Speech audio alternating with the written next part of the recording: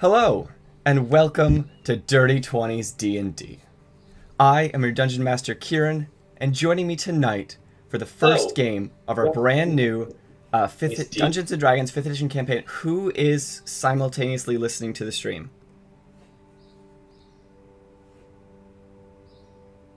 Whatever. I have it muted.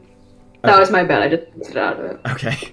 And joining me tonight for our first game of our brand new Dungeons & Dragons 5th edition campaign, Icarius, the Black Between the Stars, we have Sophia, we have Morgan, we have Lewis, we have Maris, and we have Blake. We will be broadcasting this game live every Sunday at 2 p.m. Eastern, with the VODs being uploaded Wednesdays at 1 on our YouTube channel, Dirty 20s DND. The link is pinned in the About section of our Twitch page here. And you should also be able to find it around. We already have a week of videos leading up to this game on the channel, but they're not necessary to understand what we're about to get into. And I can tease now that there will be a new weekly series that for at least the next little while will be delving into my experiences as a DM, How to Homebrew. A series that goes into how I will be modifying this game and how I have gone about modifying parts of this game to add in my own content. The first episode is going to be all about spells, and it should be going up 2 days after the VOD of this stream on Friday, May 27th at 1 p.m. So make sure to subscribe there to not miss out on that, and while you're here, make sure to give the Twitch page a follow and enable notifications so that you never miss a game. And with all of that out of the way, is there anything anyone else would like to say before we begin? Alright, then let us begin the very first game of Icarius, the Black Between the Stars.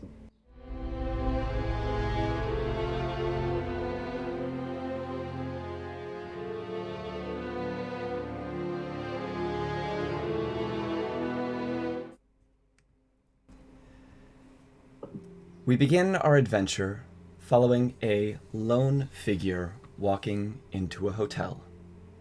This building has been constructed on an asteroid orbiting a planetless white dwarf star. Its grand ashen brick edifice is accented in gold, as is its name, carved in sparkling metal above the door. The Hotel Majestic. Though time is meaningless when you're aimlessly drifting through space, this hotel has its schedule to maintain, and as our figure enters the hotel and pays for their room, they are encouraged to step into the dining hall for dinner, as it's complimentary with their stay. They walk past the lobby, which contains a branching path to the right that takes you to the shopping area, and instead turn left to enter into the dining hall. Inside of it, you can see a large bar to the immediate right. There are a few unoccupied stools sitting there, and a tall, athletic, half-orc man mixing together some cocktails. Continuing to look around the room, you can see roughly 50 tables, most of them occupied. There's a stage at the back of the room, with its gold and black curtains drawn, and petering throughout the chamber are a few servants and cleaners attending to the residents here at the hotel. The figure stops by the bar, orders something to their table, and takes their seat. They begin to look around the room, taking in the atmosphere, and we turn our attention to look at the stage. A set of spotlights click on and begin to center themselves on the curtains. A hush falls across the room, as faint, ethereal music can be heard emanating from around you all. The curtains draw up, and you can see 3 people. A man sitting at a piano. He's darker skinned, short, possibly a dwarf, and is wearing a white shirt, black vest, and pants. Then there's a woman holding up a double bass. She's a tiefling with lavender-colored skin, shorter black hair, and piercing white eyes. She has on a similar white shirt, black vest, and slacks. And lastly, another woman, a human or maybe a half-elf, holding a microphone. She has fair skin and light blonde hair, and is wearing a sleeved red dress that has a high popped collar standing tall behind her head. She speaks into the microphone. "Good evening, folks. We, the Winter Tribute, will be your entertainment for tonight. We do hope to show you a good time, for the Hotel Majestic demands only the best to take her stage. Take it away, Danny." And they saunter into a slow jazz song that takes the atmosphere of the room from conventional, perhaps more business-oriented, to relaxed and at peace. this performance goes, soothing the crowd uninterrupted for about 10 minutes, when the doors at the other end of the room burst open, and you all see a figure illuminated from behind. Gasps can be heard rolling across the room as rich socialites pull their security guards close, whisper to them, and then the guards begin to move towards this person when they step into the room and begin to shout, "Down a sticks, or Vlakith will have your heads," as you see a lone Gith woman marching into the room.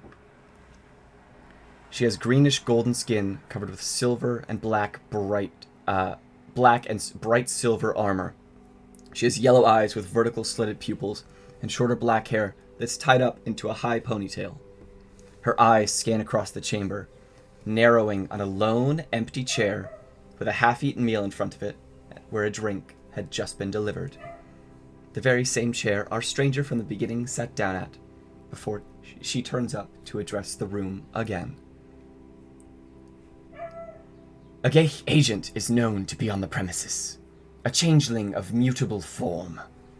By orders of the Gith Yankee Empire, I am locking the doors to this establishment and shutting down all communications to and from this hotel.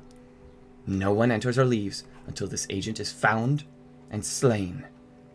It is believed they are here to assassinate someone or someones on the premises. So while I perform my hunt, know that they are as well. There is to be a murder at the Hotel Majestic." She then looks across the room, her eyes shifting over everyone. "You," she says as she points towards you, Bellaris, and she moves her hand on and on, choosing 5 individuals from within the dining area. The 5 of you. "You are to come with me now. I would speak with each of you to begin with. And to the rest of you, I say, enjoy your meals. They may just be your last." She then turns and heads to the lobby, awaiting you.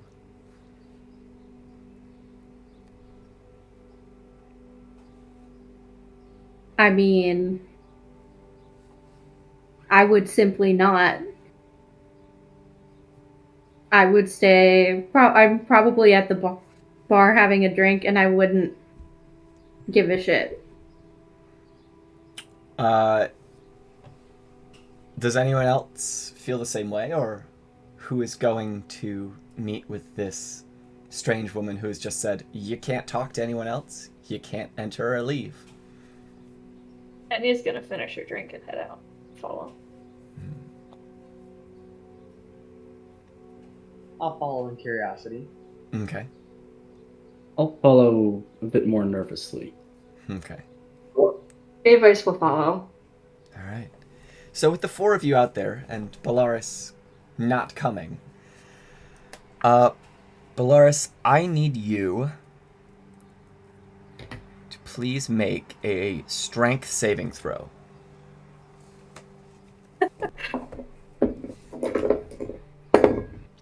Ooh. 13.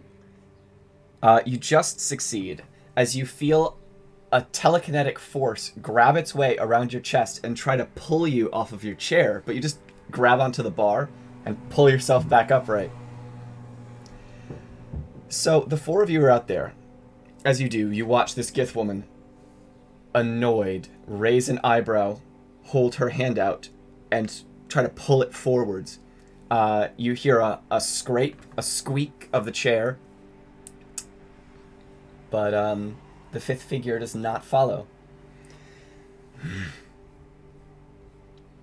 I'm beginning to think they are working alongside the agent. She then walks past you all. "Wait here. I'll be right back." She... Everything just froze for me for a second there. I'm assuming that she's about to come talk to me. She is. She walks inside, stands behind you. "Are you going to come, or am I going to have to make you come?" I mean, like, why are you picking me, is my question. "I am not about to explain myself twice. You are to come with me now so that I may speak with all of you. Time is precious.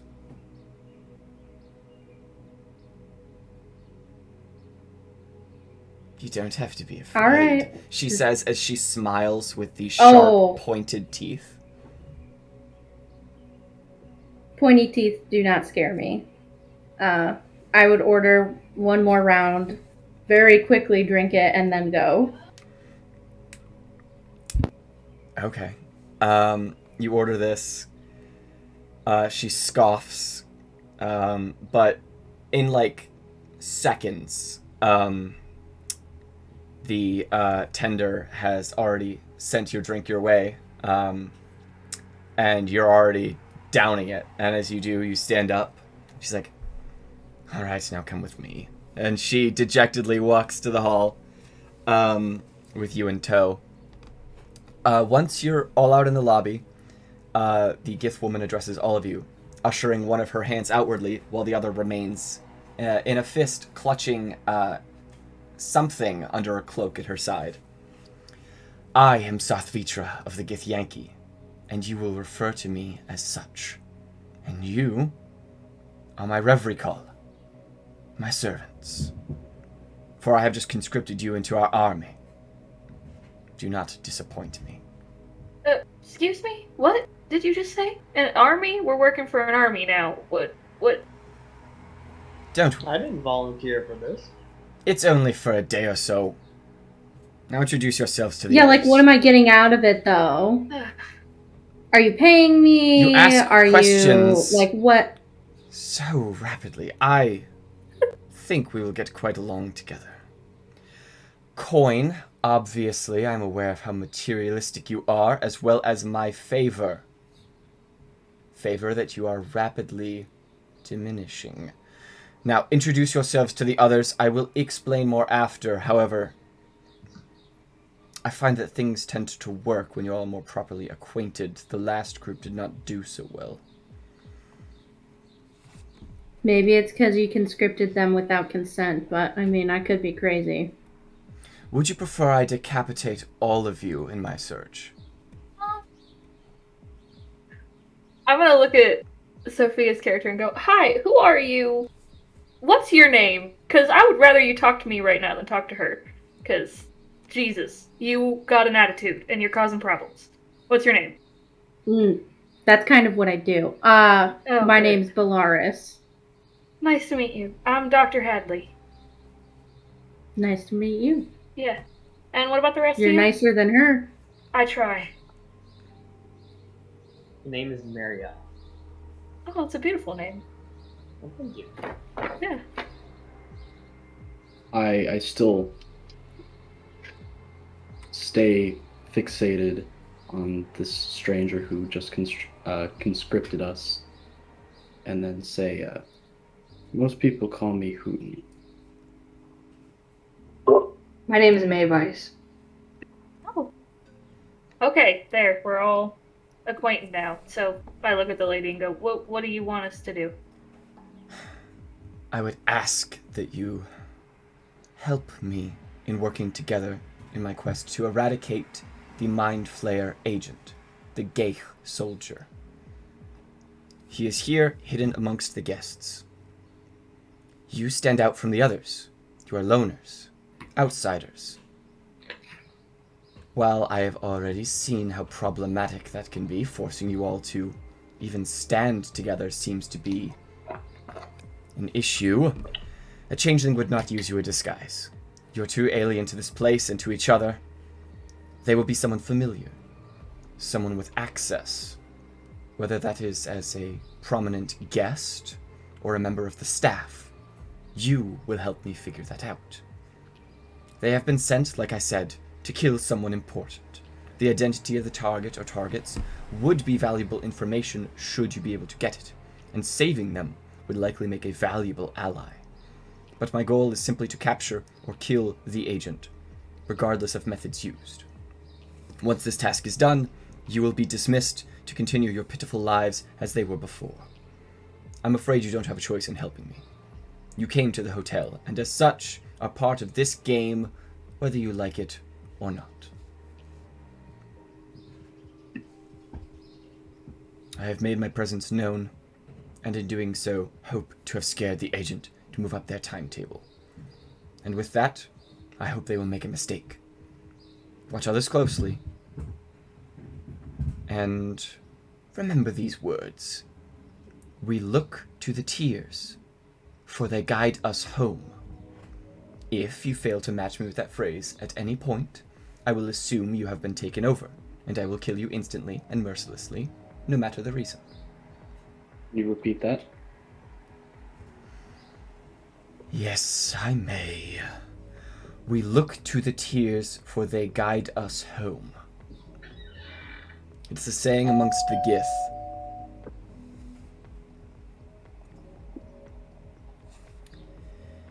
In advance of arriving here, I retrieved a list of the guests and employees, and worked through the likely ones on my way here.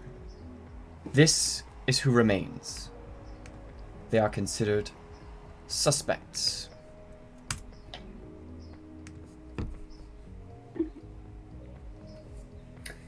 Okay, As well as well, potential who in this group targets. is okay with killing people? I'm sorry, what did you say? I said, who in this group is okay with killing people? No. Alright, we got one, Sure. 2, 4, okay. So, alright, just, seeing what's on the Cool. table. Are we gonna have to kill them, or are you gonna take care of that? Is killing them required? Well, the end goal of this is ideally neutralization, whether that be through death or simply through horrendous maiming. I will leave that up to you or myself should I find the target. Okay. Interrogation is likely fruitless. Agents of this variety do not tend to give up their game so easily. Everyone on that list is considered suspects or targets, and while they may be disguised as a guard, it is unlikely. Keep an eye open is all I have to say. The assassin intended to kill here specifically, so they may also be after one of the employees. But who knows? Should you prove successful, not only will you have my gratitude, along with the gratitude of my commanders, there will also be some coin in it. It seems as though someone is frustrated at not being able to get inside the hotel already. A horn just went off outside. I am very aware of how materialistic you people are, and so the coin should be sufficient. I will not give you the value, nor its location. I don't want anyone trying to get away. No go. Lives are on the line. And you don't want to screw that up, do you? And she sort of stands up, waiting to see if you'll have any questions. And if not, she's gonna start kicking shit around, essentially. Because she does not care. I'm What? just intently looking at this list. Sorry, I accidentally only sent the list to Lewis. This is the list. We I- get access. What weapons do people have? And skills that might be useful? I'm trained in the medical field, and I only have a pistol laser, but I can do some other things as well.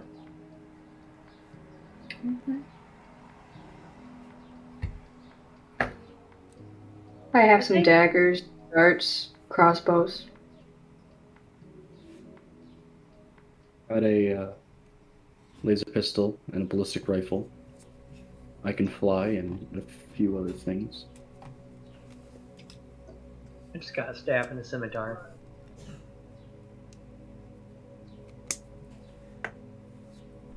Okay, well, why don't I we guess my start? turn. Oh, go ahead. Sorry. Oh, I have daggers and some other magic abilities, I suppose.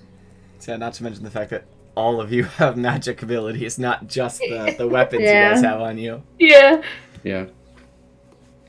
Um, Got a very magical bunch. it seems like there's a lot of staff on this list, so maybe we should start looking in, like, the kitchen or something like that. Try and catch some of these people. Because I don't think we should just go out there guns blazing. If people don't know what we're doing, that might be better. I feel like we should talk to the bartender first. The bartender knows all. You seem to be buddy-buddy I with feel him, like. so why don't... Are you Yeah, good I at can. talking to I people? can go do that. I think we should also When I take a wanna look be. at the. Oh, okay. Damn. I think we should also take a look at the performers. That sounds like a great idea. You're so smart. All right. So Are lifeguards just like security, or is there a pool? there's a pool. Oh, shit! There's a Oh. pool? So Why are the we wasting hotel- our time here? So I mean, now that we're done with the intro, I can give you guys a cool little. I can tell you guys you've been at the hotel for at least a day. Meriele, Okay. Blake, who has currently, unfortunately, been called away for Offspring. just a moment, has been here for the smallest amount of time. But it's up to you guys how long you've been here. At this point, you all have rooms paid for at least through today and tonight. After that, whatever happens, happens. You could have been planning to leave tomorrow. It's all on you. But a basic description for the Hotel Majestic. It is a very large hotel. It is like, it's got about 120 rooms. And singles are just, they're 2 gold a night, and that includes 3 meals and access to everything around. Also inside of the hotel, there's the dining space, there's a pool, there's a medical office, and then there's a small shopping area where there is a more sort of general knick-knack store. There's a bookstore, coffee shop, and then there's also a casino where you can play, like slots, roulette, craps, blackjack, all the normal stuff. So if anyone else has any questions, you guys have been here for at least a day. So you guys have the general run of the place. You said that you wanted to potentially check out something in the kitchen. And another question would be, obviously, none of you are happy with this. But it seemed like whether or not she chose you, you would have been stuck here anyways, so at least now you have some sort of authority to start kicking things around. Quick question. None of you are actually involved in this, right? Because if you are, you have to tell me now, because I'll be really upset if I find No. out later. No. Okay. I hope you're not lying to me. Insight. Insight check. No, but just, she said we weren't probably involved in it, but also I know my business, but I don't know any of your business. So, you, ma'am, Bellaris, I believe your name is? Not to be, this is not to be rude or anything, but you seem like the kind of person who does her own kind of thing, Whether it's dangerous yeah. or not. Yeah. Okay, fair. Anyway, I guess we should get moving then, huh? Where do y'all want to start? I can go talk to the bartender. Okay. We could split up, Should we? maybe in pairs, or I was just about to ask that. And if we do split up, how do we want to tell that we are who we are? Well, she gave us that phrase, right? Yes. I thought we only used that though if we got taken over or something. No, it's so she knows that we don't get taken over and then we Yeah. don't die a painful death. Mm. It's like a code thing. We could always Got it. just use that. So at the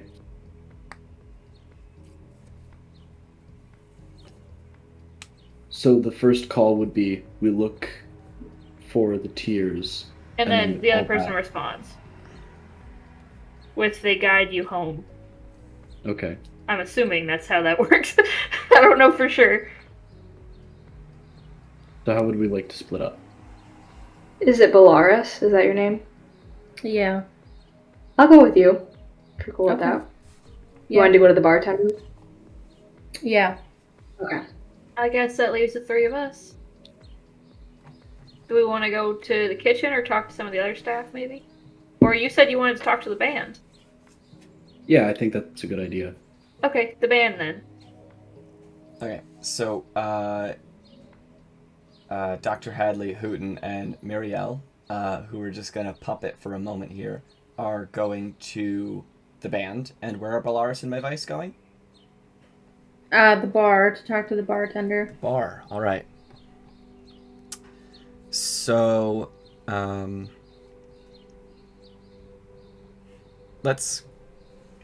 go on ahead and do Bellaris and Mavise first. All right. You head over to the bar. You walk into the dining area because you know most people are here at the moment, and so Vitra is currently standing, kind of like trying to speak with politely, but is having a bit of a difficult time. One of the people with several of the bodyguards. It looks like it's a male fire ganassi who's got these two tall-looking Goliath women who are standing sort of like shoulder to shoulder, and she is like attempting to ask him sort of questions because she knows his connections. But you two walk into the dining area and you turn right towards the bar. There you see Grumack, Grummack, Grumack, who's the half-orc bartender who Bellaris was sitting near. What would you like to say? He's just sort of kind of standing there in shock and awe. The whole entire audacity of the situation. I want to go ask him, you ever seen anything like this here before? Well, no. Last time something like this, at all like this happened, when they came in here and shut down everything, it was to rob the place. Now, it didn't go too well for him, but I gotta say there's at least some authority here, so I really have no idea what I'm supposed to be doing. You, you service basically everyone in here, whether or not they come up to the bar for a drink or not. You still make their drink. Yeah? Anything interesting? Any weird drink orders? Any weird patrons? Or not even weird. Maybe obscenely normal. And now I'm going to roll a check. Gotta roll an insight check for the... Nothing really too strange. Only thing I can think to say is that fella who came in here not but 20 minutes ago ordered something, went to his table, and then was gone just as quick. I don't know where he went to. Is that necessarily strange behavior for you to see? No, he's probably just in the bathroom. I have no idea. So why point him out to us?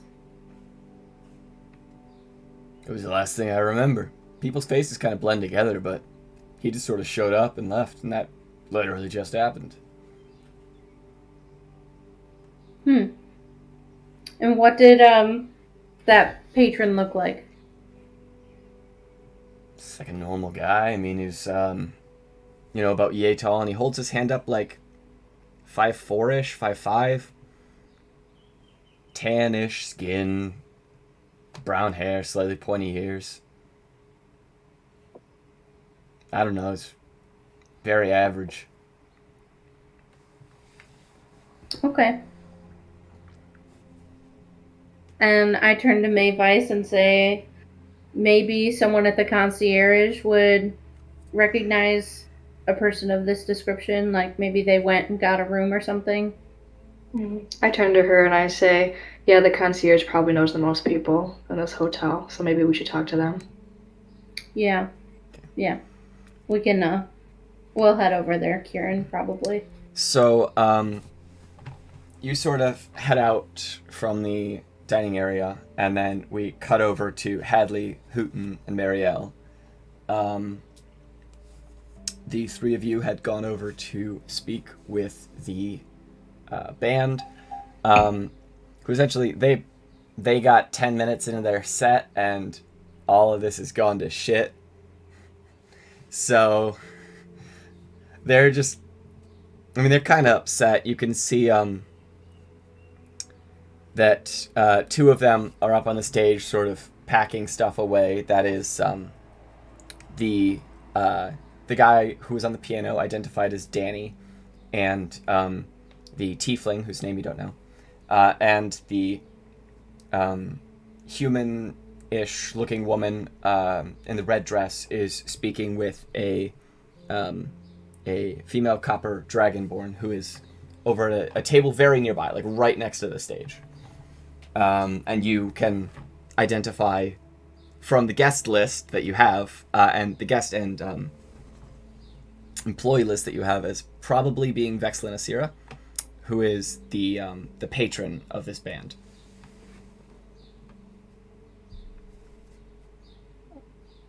Okay.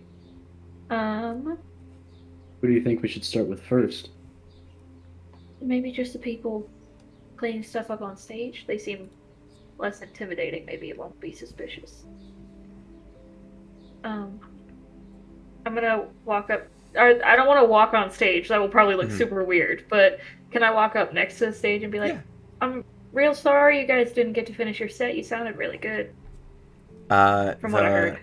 The woman sort of clicks the last clasp on her massive double bass case. That was a lot of rhyming. And That was was a lot. She turns around to you. It's like, oh, it's fine. Well, I guess there's some things just aren't meant to be. There's always tomorrow night. I was like, how long are you guys playing here? This was supposed to be the first night of about a week that we were going to be staying here, and then we were going to be moving on to the next place.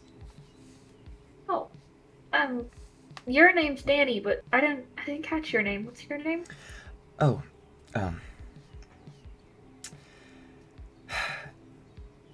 name's Vice.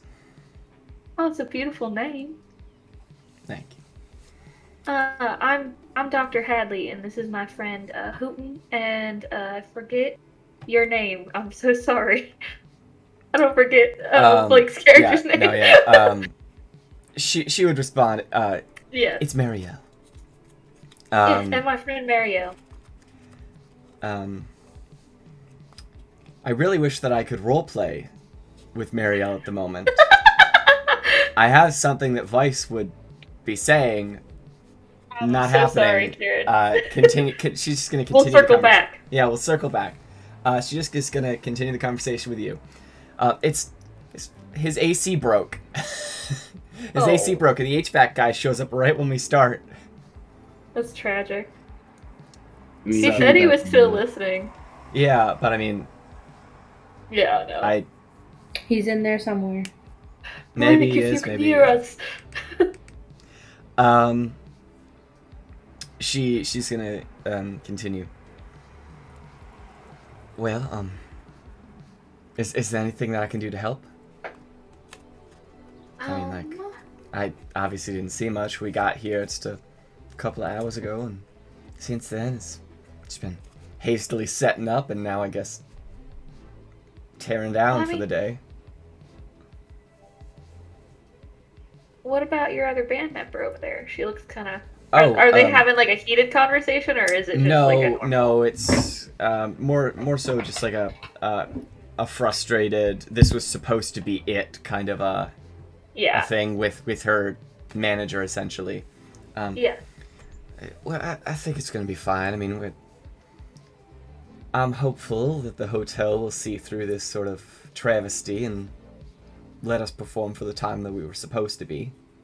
This was kind of our way of getting known, this being a cosmic stop-off and all. But it's fine, I mean... There's other times, and it's not like we're really missing out much for just one night, hopefully. I'm sure You they'll guys- get it all taken care of. So you guys travel a lot then? Oh yeah, we've been all over, stopping at all the good places, playing concerts in Thalia, and one concert in Thalia before a massive vine grew out of the ground. Then we moved on to Azora, and things were more normal over there, and then on to Midroth for a bit. Sort of hitting all the sights and sounds. We played on Odiri for a few years. That's kind of sort of where we got started, but they're into more of a different kind of music than we do. More Fair of enough. the synthetic, if you catch my drift. Ah. Old-fashioned. Have you noticed any of your friends seeming different? Like maybe No, I mean, forgetting some things? just, I mean, not really, no. It's just been a couple of us here. We've, no, nothing's really seemed off. Does your sponsor travel with you? I'm assuming that's who that man is. I don't know. I understand that things can be kind of hard. It's a lady. Her name is Veclin. Oh, I'm sorry. Yeah, it's the I'm so dragon. sorry. There's not really a whole lot of... Yeah, that's Um, fair. Well, she kind of wanted to be with us to see our first day here, and then I think she was headed to be off, but I guess she's stuck here like the rest of us now. Oh, that's so sweet. How long you been working with her? She found us, I don't know, 5-6 years ago now. Oh wow. Yeah, she's got a lot of little bands. She owns a company. Do a lot of them perform here? Oh, to my understanding, yes. This is my first time at the hotel, but it seems like it's a pretty popular place to catch the eyes and ears of important people. If you look over there, and she points her finger to a very disgruntled half-elf with 3 empty wine glasses in front of her. She has this dark black hair with a single strand that's kind of curled over her face that she keeps blowing away. She looks kind of young. For a half-elf, that could mean anything, but human years, she looks like she'd be 18, 19. She looks like she's upset. And Vice continues, "That's Athena Delmain right there. That is the sister to the next in line for the Kasserite Empire. She is in line for the planet Kassar. That is insane. And she's here in the same room as us." That is pretty crazy. I guess I never really thought of it that way. Say, everyone travels through here eventually, if you're a traveler. If you can make it that far, but say, it's Oh, probably how you all made your way here. Found your way traveling somehow. And this just happened to be right in the middle of your destination. that's fair. Well, I appreciate you talking to us. I mean, Hootin, do you have anything else you want to ask? You don't get a chance like this very often. Talk to a band who's performing at such an esteemed step. I just kind of take a glance around the rest of the crew members that are still there, and am I able to roll an insight check on the conversation that we just had? On the conversation between Hadley and Vice, sure. Yeah, you can roll an insight check. Didn't roll that good.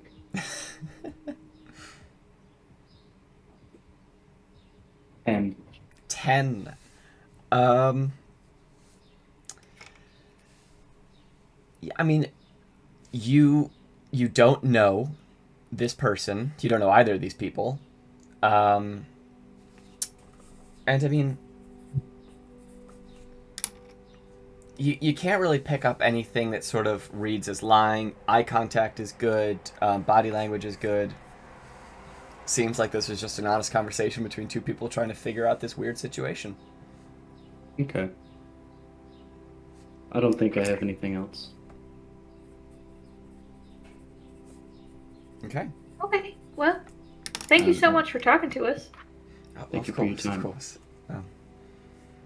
So we're going to be packing this up and probably heading up to our rooms. I don't remember where we got ourselves stationed. I'm going to have to ask around. But we're happy to help. Do I with have whatever my we can. room number? You guys can make it up. There's like Sure. There's 12 floors. Okay. You can 69. I was gonna say 420. I'm not gonna do that, but no. I'm staying in room 179. If you need anything, 179. All right. please don't come kill me in my sleep. But, you know, Is that a fear you have often? well, if there's an assassin around, yeah. Okay. So, is there anywhere that your group would like to consider asking around next? It is rolling around to be about 7 local time, though that means basically nothing. It's just to keep sleep schedules in order, because obviously, whatever.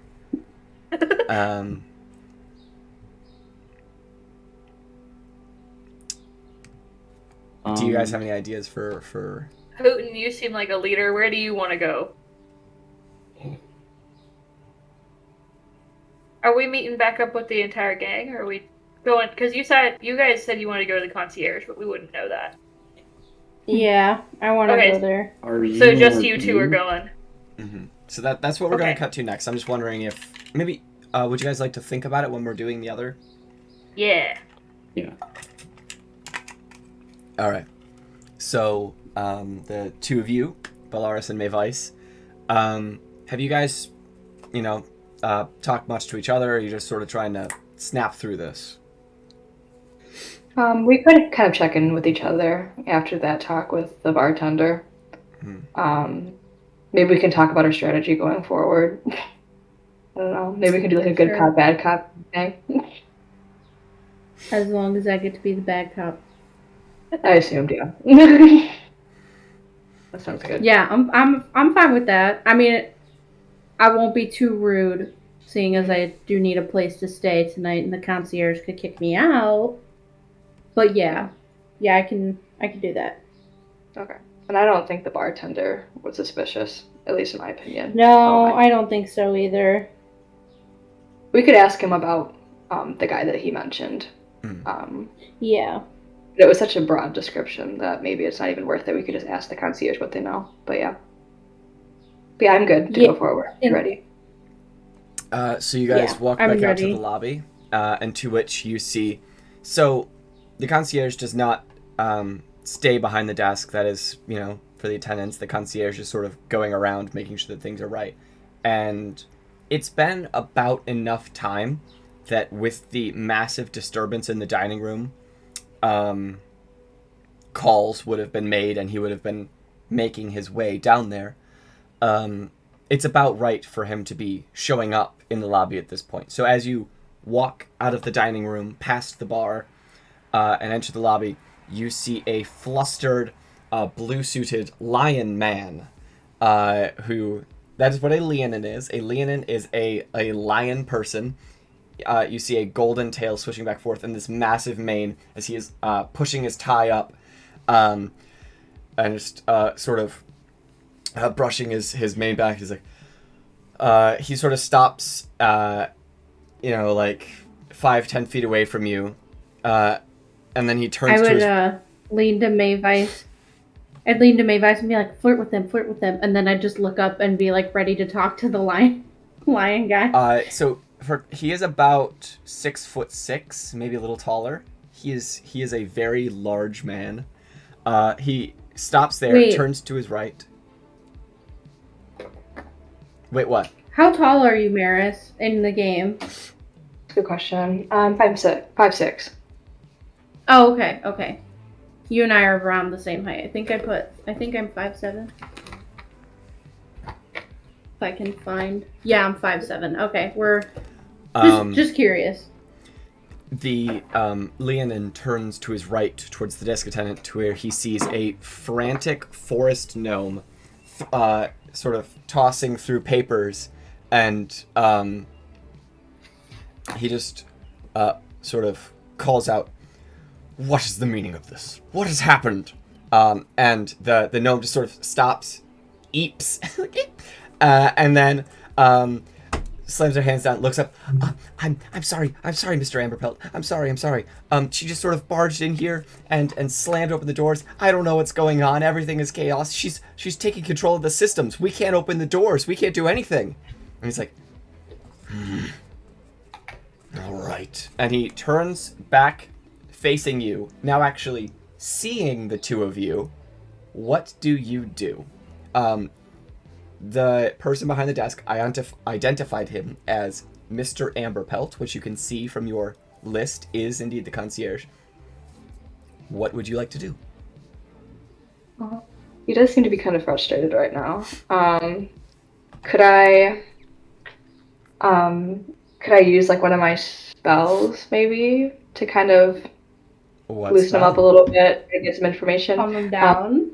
Charm person. Sure, you can cast Charm Person. Okay. Do you tell me that you're gonna do this, or do you just do it? I tell you.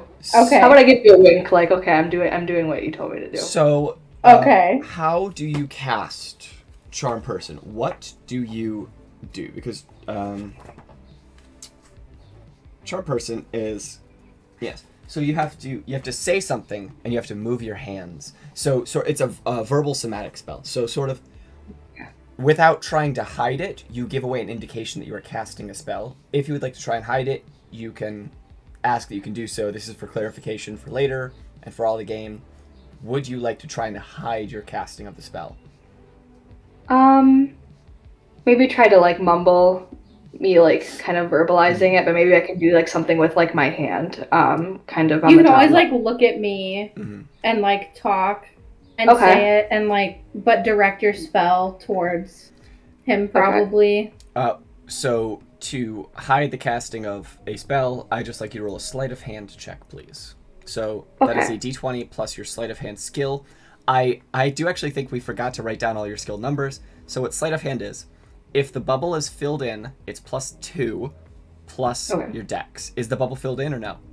No. Then it's just a dexterity roll. So it's plus, I don't know, what's your dex? The character panels are scrolling through right now and we're on Hootin.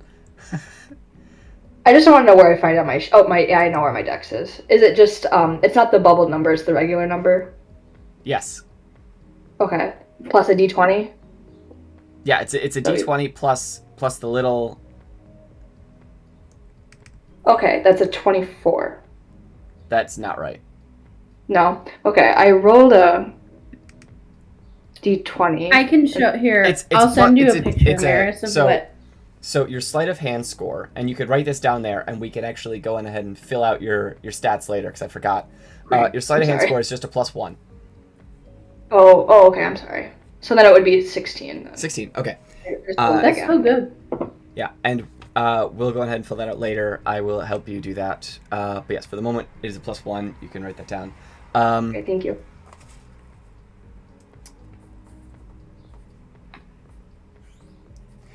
So you sort of move your hand a little bit and look to Bellaris and say the incantation, and as you do, the Leonin man kind of slouches a little bit, calms down, his eyes kind of glaze over, and you successfully cast Charm Person on him. I rolled a 5 for the saving throw. Nice. So you don't think anyone noticed, anyone else in the lobby, and you know that he failed, so he is charmed by you. What would you like to ask him? I believe he is charmed for the next hour, and you can see that, because I believe you have a player's handbook. You can go ahead and look through your spells. I believe Charm Person is an hour. Okay. I'm going to say, hello, Mr. Amberpelt. I know you're very busy right now, but I was hoping me and my friend Bellaris could ask you a couple of questions. We're kind of in charge of what's been going on around here, and I was wondering if you've seen anything suspicious lately, or if there's any information that you'd like us to know first. Well, I've been a little bit busy lately. I just come downstairs and I do have to say I'm very sorry. I've just been a little bit flustered. LaFawn, and the little gnome looks up again. Let's find anything that's suspicious. Any cards that have bounced. Any gold that doesn't quite look right. Do we know? So I've only received a little bit of information. Is there any way that you could help me ascertain what this person looks like, or maybe what they, what kind of ship they came in, or when they arrived? So, we don't really know. Or wait, Kieran, do we? Because I don't remember exactly what. No, all you know is told us. All you know is what the bartender said he thought was kind of suspicious. Okay. Well, your bartender, Grumac, right? Grumac, yes. Yeah. So we asked him if, he saw anything suspicious, or in this case, we've been instructed by Crazy Lady that, this person would probably try and blend in with the crowd. So, we're looking for someone who's maybe abnormal, but could also be extremely normal looking, as to not alert people of their presence. And your bartender told us there is a normal looking guy, maybe 5'4", 5'5", tan skin, pointy ears, came in, ordered a drink, and very quickly left the premises. He said that seemed a little odd to him. We were wondering if that person maybe checked in, or if you saw anybody else. He looks back to the guy. He's like, yeah. I just kind of messed all this up, didn't I? He starts to go through the papers. I say, yeah, okay. And he slides an entire stack of papers off of the desk and grabs a single sheet. His check-in notice. And he sets it down. 45 minutes ago, we had our last guest check in. Identified himself by the name... That's weird. I had him sign this. There's nothing on here anymore. And you just see, he turns it around, and it's a blank slip of paper with all the boxes to be filled out, but none of them have been filled out anymore. Hang on. Kieran, I have a question. Yes. Would mend fix this? Like, put it back? So... part of the mending spell is that it can restore a lot of things, but it doesn't restore... No, I'm just going to say I don't believe that mending would be able to fix this. You can roll an Arcana check. You and Mavise can both roll, because you're both there, Arcana checks to attempt to identify what could have once been written but no longer be written. 19. Okay. And is that just a D20 shooter? Yeah, so an Arcana Yeah, check... it's a D20. So, again, we don't have your skills written down. It's not bubbled in. It's not bubbled in. It is just an intelligence roll then. So intelligence for you is +4. Okay, so D20 plus 4. Okay, so it'd be 19. 19 for both of you. All right. So both of you, being trained in magic, especially being able to learn this spell, can identify that it was perhaps some sort of illusory script that was written, remained, but has since been canceled so as to remove any kind of identifying handwriting or names or locations.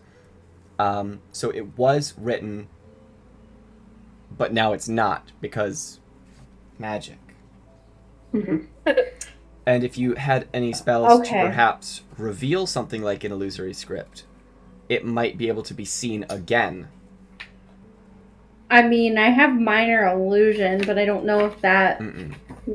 Let me look at my actual spells, because I don't know if I do.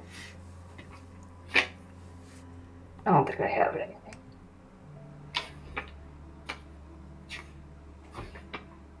Nope. Unless I'm crazy, Kieran, and you know that I have something that. I mean, I have I have minor illusion if that could like bring it back, but I don't think so. No. Bring it with you. Get the paper. Well, Bring it with you. What? I said bring it with you. Bring Let it. me Oh, use it okay. later. Like, take it from him. Okay. Yeah. Okay. I can ask. I just like look like. I mean, I know it's like a blank piece of paper, but could I borrow this in case one of our forced teammates knows what to do with it? So I mean, it's blank. What are you gonna do? Put it in your records? Amber Pelt turns to Mavise. Is that okay? Yeah, I think that's definitely okay. Right. I turn to. He's charmed by her. He doesn't know you, but he. I understand. Yeah.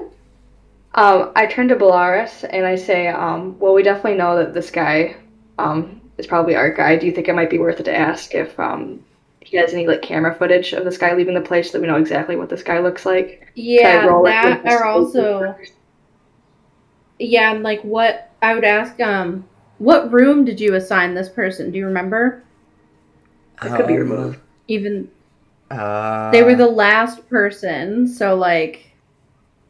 He pulls out a he's like, I was, and then he kind of stares down. I was gonna write it into the system, but I don't think I did. Why didn't I do that? We keep 2 copies of everything, digital and analog, just in case a solar flare hits us or anything, and I didn't put it into the digital system. Why didn't I do that? And he starts. I'm sure it was the guy's fault. If he was able to erase all this writing, I'm sure that he made you forget to put it in.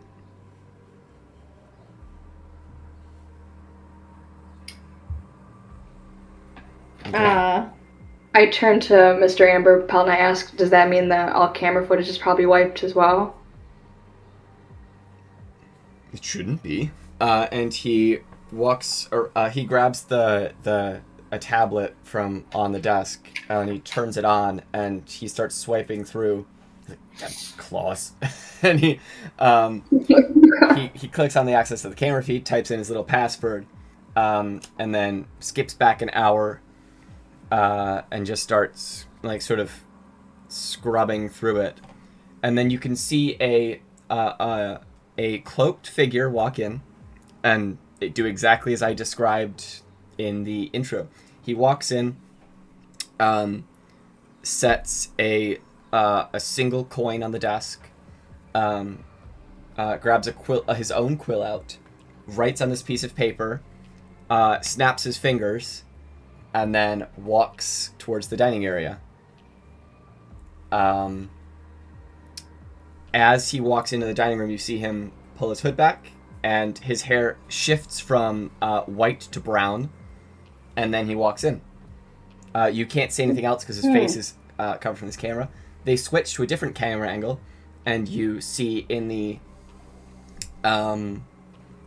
inside of the dining room, you see this figure walk in, and he pulls a scarf down over his face, and you see this pure white face shift over completely into a tanned complexion, but you can't make out much detail because of how far away it was.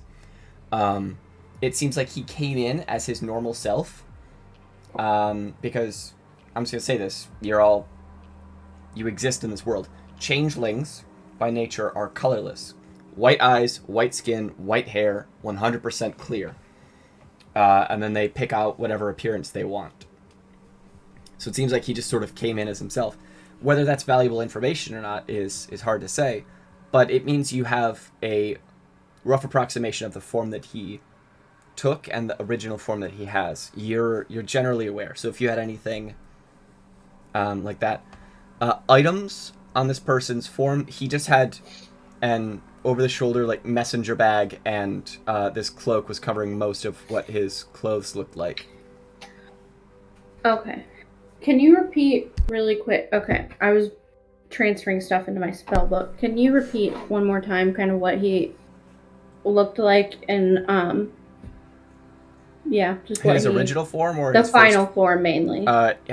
Shorter brown hair, tanned skin. You're not really sure his eye color. Okay, so that's Yeah, okay. slightly. And what did he? And what did he what? And what compared to what he originally looked like?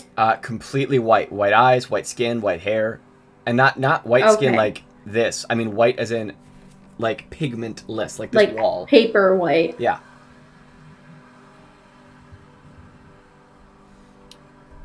Okay. Do they have camera footage of like the hallways in the hotel? Yes. Just so you know, you're pushing the time on charm person, and once your charm ends, he will be aware that he was charmed. Okay. But I also have it though, so like. Okay. He no, you don't have charm person yet. You get charm person automatically at 3rd level. That's why you didn't take it. Remember? I thought. Hang on.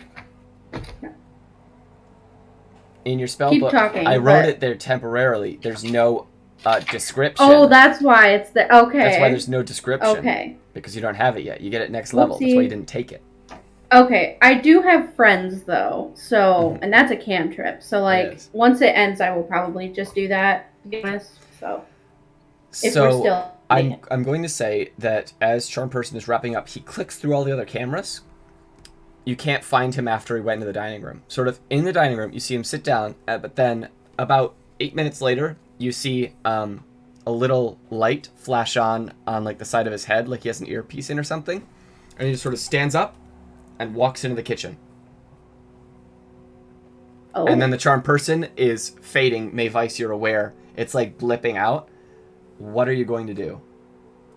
I give Bellaris a look, and I kind of lean into her and I go, maybe we should, go find the others and tell them what we found, because he's going to catch on pretty quickly. Yeah, we can do that. We'll just like, thanks for all your help. We're gonna go keep looking, and then like quickly saunter off Like, of course. with that paper in and then hand. he sort of grabs his head and sets his hand on the desk, and you guys are just gone. Hadley, Hootin, and Meriele, where were you 3 going again? I know, Blake, I know you don't know, but we're going to get you back into the game. The 3 of you had sort of split off from these 2 to go investigate your own leads. Where had you guys decided you were heading? I was thinking Go ahead. we'd either check the maids or the cooks. I think the cooks would be a really good idea. Okay. Just It's like 'cause- playing Clue. It is. I know. I'm loving this murder mystery This is shit. so fun. I mean, Maybe we should meet up with the other group real quick just to see what they found out. okay. Can we look around for the others? Yeah, so, you sort of come in about halfway through the conversation with, Amber Pelt. You sort of see that, Mavise has, like, her hand. You can see these faint little glowing lines sort of crawling across it with this pink energy. I would say that at least one of you... Well, oh no. Meriele is a druid. They can prepare every spell. Charm Person is a druid spell. Meriele is very aware that Mavise is holding Charm Person, and you probably shouldn't mess with it. So you guys wait until the end of that conversation, and as they turn around, you 2 spot the other 3.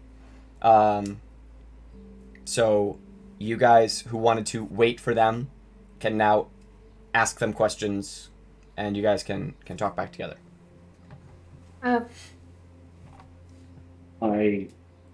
As they walk away from the desk, I will say, we look for the tears.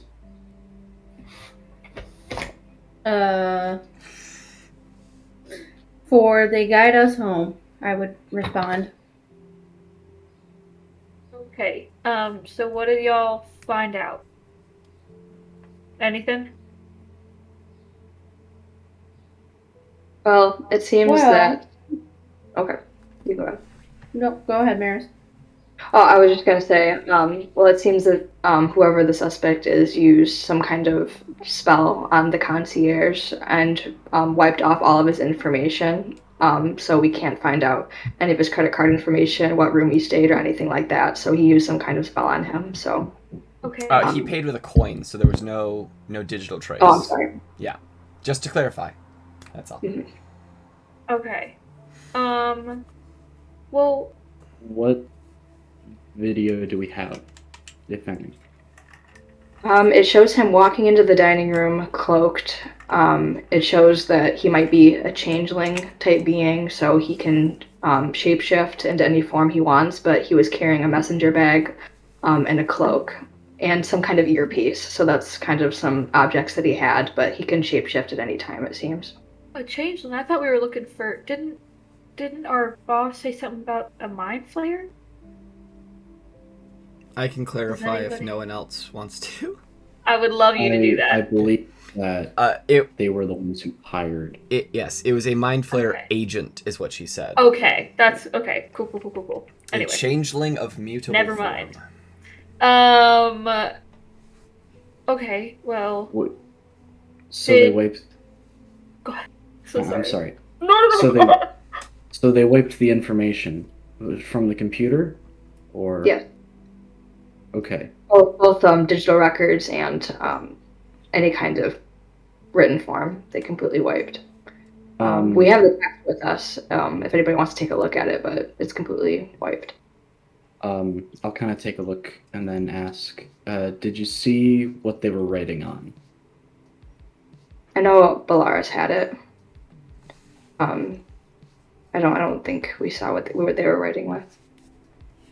But like, was this part of like a notepad or something, or like a stack of papers instead of just Wasn't one it- copy? It was a single like sign in. What's your address? How can we contact you? If you like, what planet are you from? If you pay with credit, so we can come after you, kind of dealio. Okay.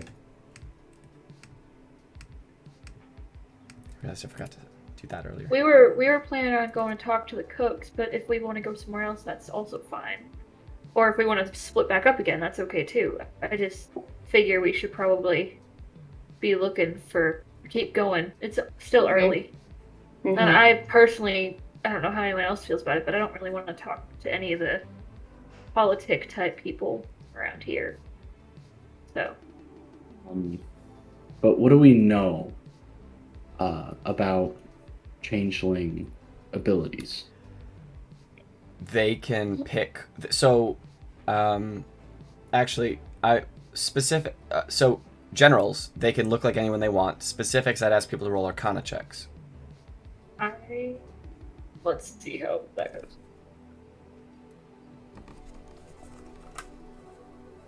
I don't have the highest Arcana score unless somebody else. So yeah, I would actually allow just sort of everyone to roll on this one, maybe. Yeah, we'll see. 14. 15. Okay.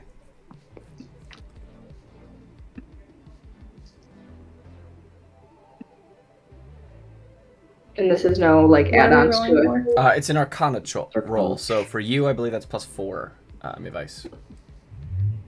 Okay. 20. I rolled a 16. Okay. And then Meriele, 12. 12.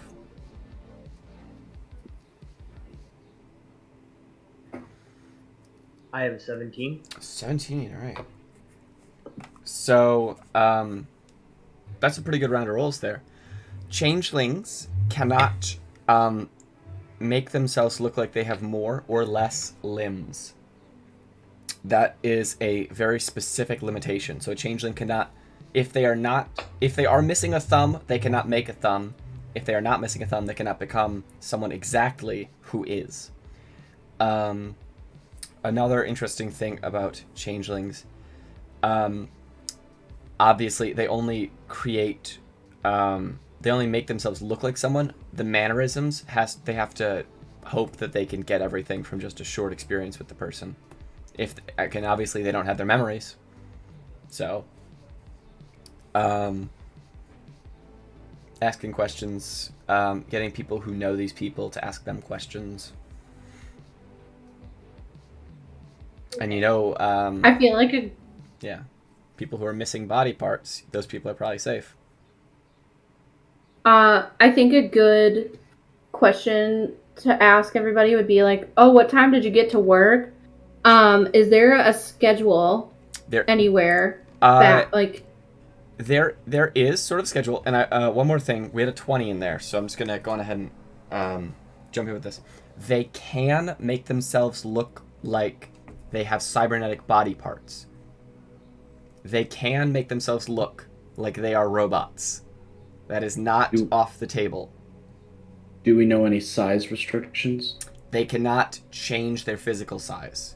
Oh. So, if a changeling was a medium creature, they cannot become a small creature. So they wouldn't be like a dwarf or... So they probably wouldn't be a dwarf or a gnome, unless they had some sort of magical enhancement. It's very unlikely, and that is rare and costly.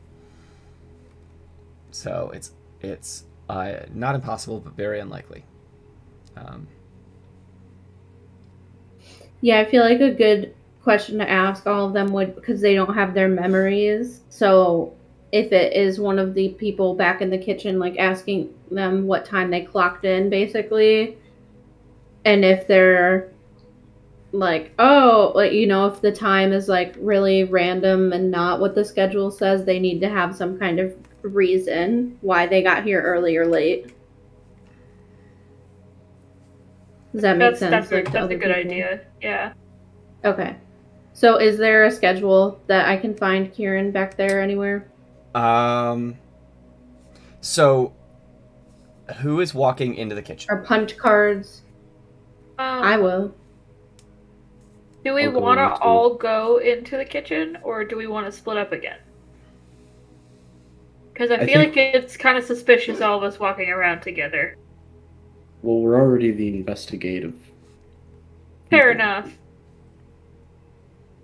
And I kind of have some questions I'd like to ask the cooking Go staff. for it. Yeah. Okay. So I walk into the kitchen too. Mm-hmm. Okay, so Hootin, Bellaris, everyone, or just...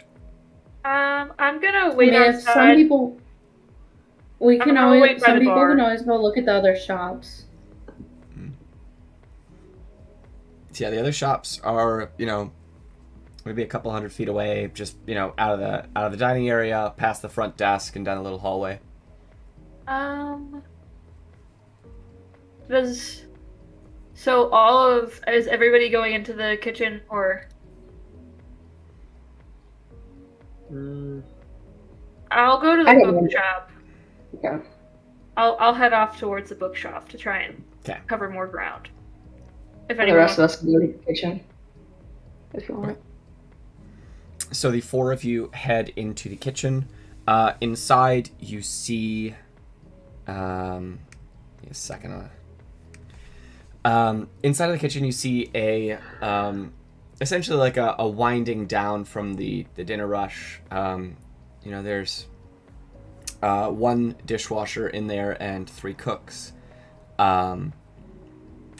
They're all just sort of piling up dishes, cleaning off stovetops, taking care of stuff. What would you guys like to do? There's 4 people and there's 4 of you. You want to find a schedule? Where do I... Yeah. Do you ask or you just start poking around? I'm going to try and poke around and find it. Okay. I don't want to, alert anybody that this is my plan. Can you roll an investigation check, please, Bellaris? Yes. 14. Okay. You saunter your way into the kitchen. just sort of looking about, you can spot there's a little, so there's fridges all along the back right, there's stoves along there's tables down the middle with cutting boards and stuff. You sort of walk to the back, and there is a small, a very small office type area where it looks like people just sort of take breaks, and then off to the left is a door marked boiler room. In the office, you can spot there's just a little pad on the desk where people, it looks like they punch in a card, and then they just click buttons. You click on that. It's locked, but you would assume if you could either, I would ask you to, Is there like a sticky note with the password anywhere nearby? roll another investigation check. Another? Another. 15. All right. You open all the drawers, you find one marked passwords, and then inside you find this massive sheet where it seems like, because there's dates and then there's passwords, it's like well, not dates, more like, it's just whatever. You find a long list of marks where it looks like the password has been changed at a regular interval. It's one of those stupid systems that makes you change it every like 30 days or whatever.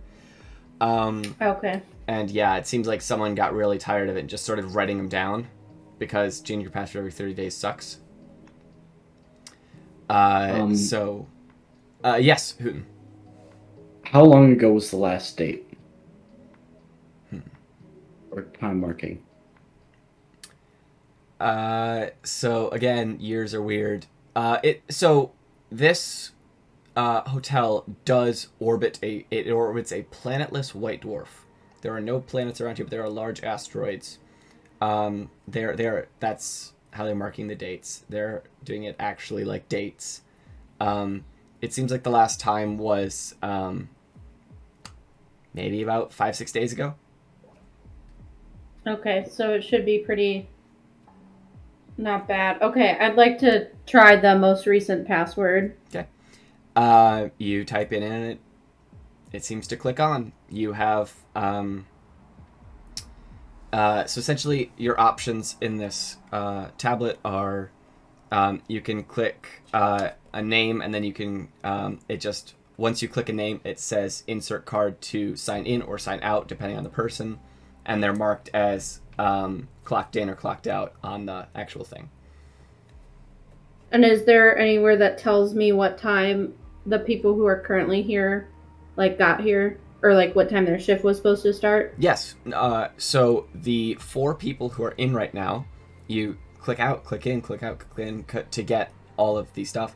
They all clocked in like 3 hours ago. No, 4, because it's like 7-ish right now. So they clocked in about 3. Okay, good to know.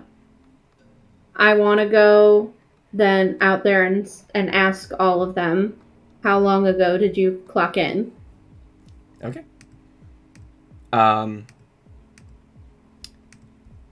Yeah. So you go out there and there's I have another question too. Okay.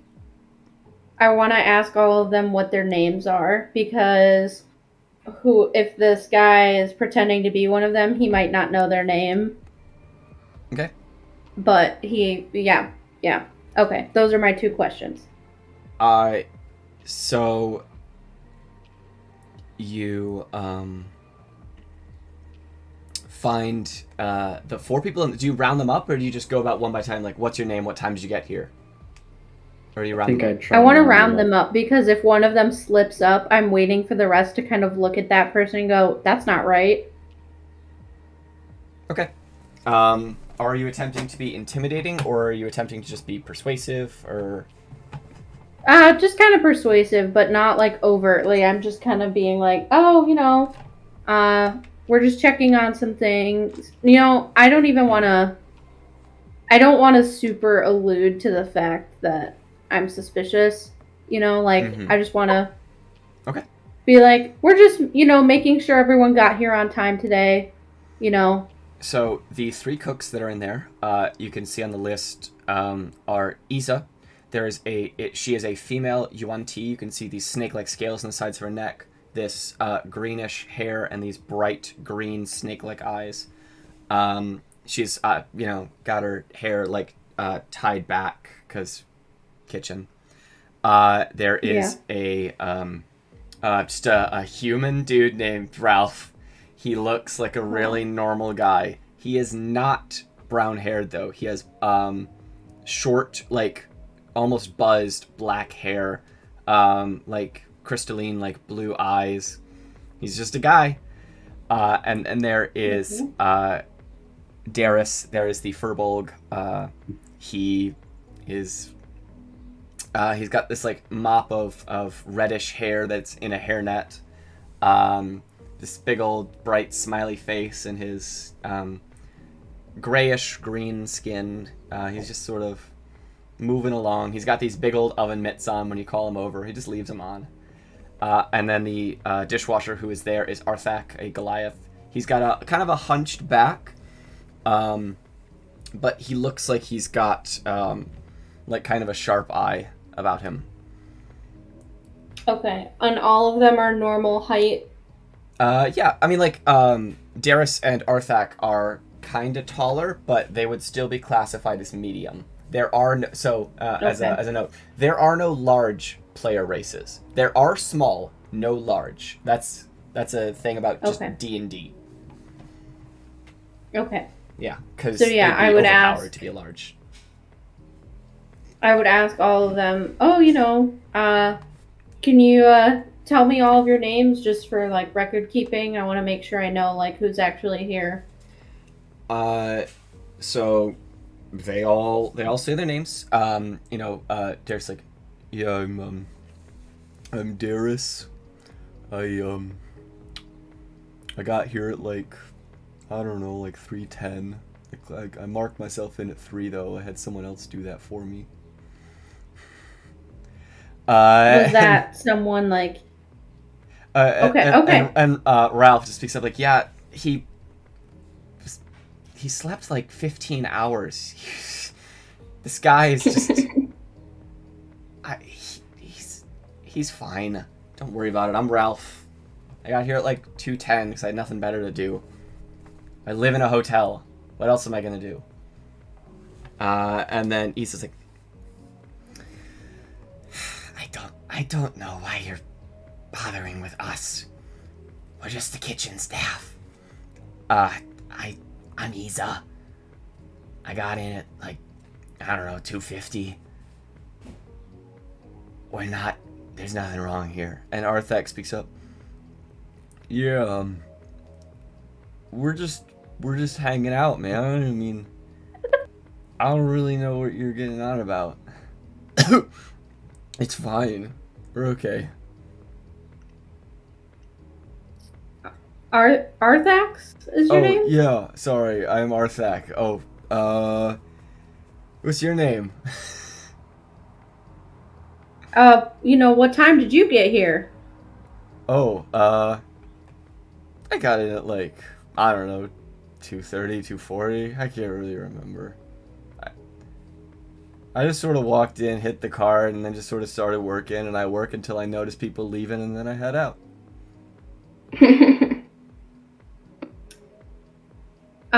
Can I roll an insight check on him? Yes, you may.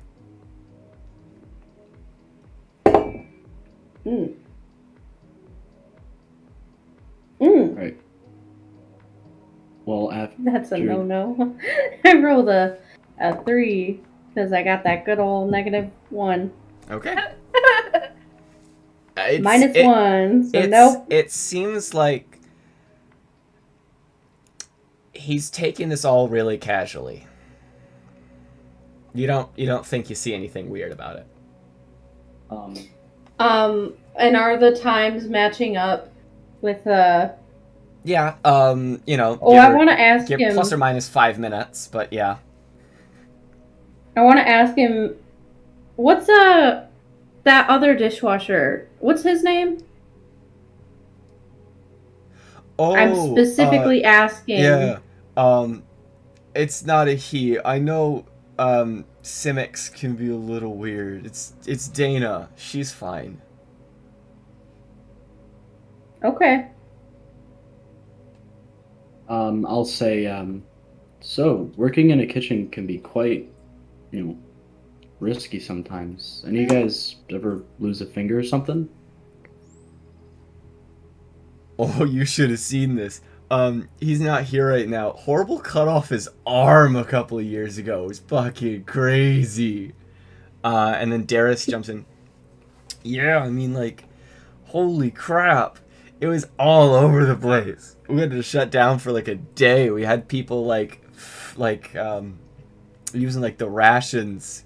Cause yeah, the whole kitchen had to be scrubbed. Oh, jeez, I bet. Is that it, or? I mean, that's the only story I've heard. I've only been here for like 2 years now. Okay. That's Arthak saying that.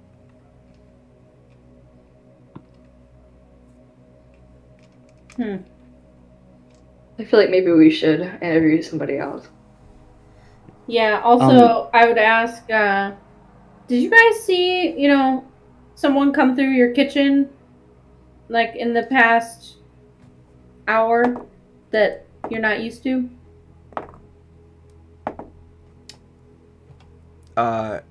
Arthak speaks up. I don't think so. And then, just about simultaneously, the others are like, I can't believe you didn't see him. Like, this is the general, all three of them speaking. I'm just gonna use my normal voice. I can't believe you didn't see him. There was just some random guy who showed up, said, oh, sorry, and then sort of walked around the corner over there. And then we didn't see him again. Didn't hear the door open either. Do you have like a description of him? Yeah, it was real weird. He had like a black cloak on, like darker skin. And then Isa speaks up. He had these real shifty eyes about him. It was real strange. How is the dishwasher seeming while they're all talking about this? He's confused. But he's not like what do you mean? Can you roll an insight check? I mean, is he acting like they're talking about me and I need to keep it cool? Or is he just like, man, I really don't know where I was when this happened? Can you roll an insight check? And maybe. Sure. Maybe. Nat 20.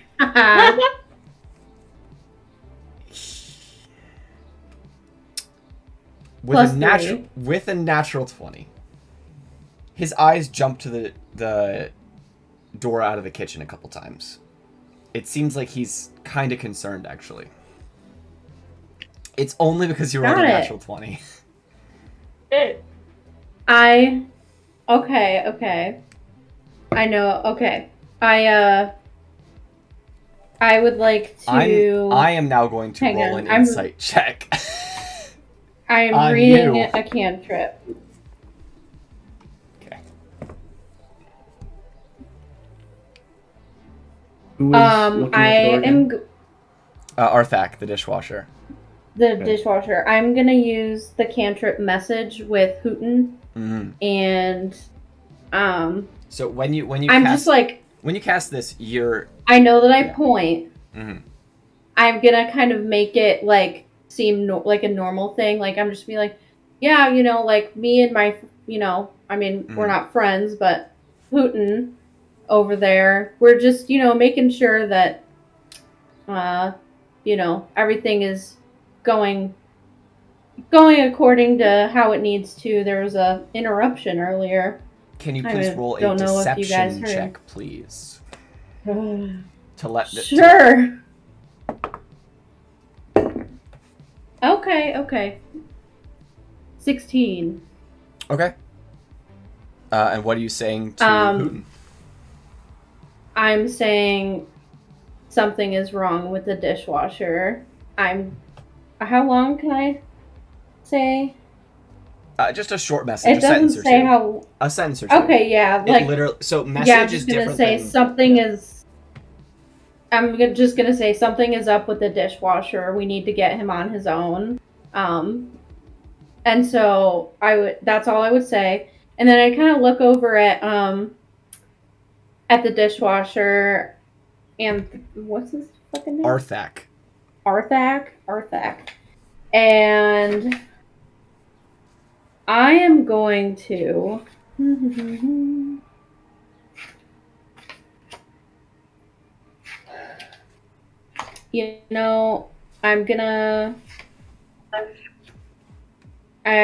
gonna cast Friends, the cantrip. I'm gonna use that. Can I do friends on Arthak? that? Yeah. Yeah? I will Yeah.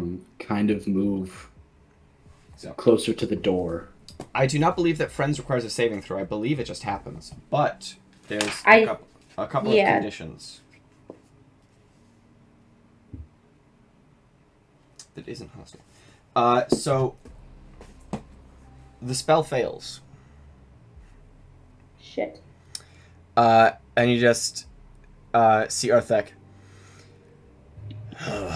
Well, I guess that really was a lot shorter lived than I thought it would be. And he goes invisible. A fucker? You see the door slam open behind you. And you hear a table crash. Running. Start running after him. I'm going to... Yeah, I start running and I just yell, "Stop the invisible person! Lock all the doors!" So you see Vitra starting to run from the other side of the room. The doors to the dining room slam open. And then after that, I need you guys to roll perception checks. Now, because he's running, these are regular perception checks. Because his footfalls can be heard. So not Dr. Hadley who went to the shops. See you later, fuckers. Natural 20? Okay. Oh, shit! I got a 10. I got a I got 14. DC was... Got a what, Mavise? 12. 12? Okay. The DC was 16, so the only person that heard was Hootin. Get him, Hootin. But Hootin's your owl ears just immediately lock onto this. Like, you know how to track this. And you just start following after, and everyone is following you. You come around a hallway, and then turn to the right, down past some rooms, and then you, at the very edge of your hearing, hear a door close. You open up the door to a stairwell. I need you to roll perception again, because as he's going up, you see... Up or down? Up. You're seeing all of the doors as he passes each of the floors being slammed open. Hootin, it is on you to figure out with your perception which floor he got off on. Otherwise, there's no way. 17. I need to roll a check. It really does Let's hope. What's his freaking bonus? Wait, so 13. The DC wound up being 17. Hootin succeeded. So, Nice. Hey, yo. invisibility is... How long does invisibility last? Because I think invisibility is concentration an hour. A minute? It is concentration an hour. I'd say it's longer than a minute. Yeah. So, you know he's on the 3rd floor. He moved up 5 floors, and then all of a sudden you hear footfalls again on the 3rd floor, and him running through the doorway. So you send yourself flying up, and you go that way, and everyone else follows. Hootin's the only one who can fly. But he is following, not like an eagle, like a owl. He is Having a Hootin time. yeah. Hootin' and hollering. Jesus Christ. Yeah. So, you manage to track him to the 3rd floor. You're moving around. You know all the exits on this floor. It seemed like once he made it to the 3rd floor, he started being a lot more quiet. But you know the changeling is here. It's just on you guys not to lose him now. What do you want to do? I have a Hootin is there question. first. Everyone but Dr. Hadley, but Vitra does come with you. Yes, Bellaris. I have a question. I want to, I want Hootin to say, I would ask, what floor is he on? And I would hope you would tell me. I want to run down to the concierge and say, show me the camera for floor 3 right now. Because I want to see if he goes into a room. Because the door will open. Okay. So I guess cameras would still see, like, infrared and stuff like that. And, I don't know what camera capabilities they have, but at the very least they'll see, they should have noise and, be able to see if a door opens or something. I will also call out when I get up there. How many exits of this floor are there? You're calling it out to who? No, I'm asking how to many me? exits are there? Yeah. There's 2 stairwells and an elevator, so 3. Okay. And I mean, to be fair, there's the windows as well. There are the Hotel Majestic exists within a the best way to describe it's like it's a dome you can pass through. It's a dome that keeps air and temperature within it, but they can deactivate certain parts of it to allow ships to go in and out. So the Hotel Majestic does have windows that can open for a fake simulated breeze, but they can also close and be airlocked in the event that the thing goes down. This is still a sealed building. So there are windows on either side, and there are windows in the rooms. Okay. Are all the windows locked because, the building is locked? Yes. They are locked, but they still exist, and you could either pick them or break them. Okay. Okay. Yes. Good questions. We're gonna need to watch the areas. Mm-hmm. I don't have my bags of flour yet. You're smart. Bags of flour are useful. If anybody Yeah. has a fog casting spell. Maybe.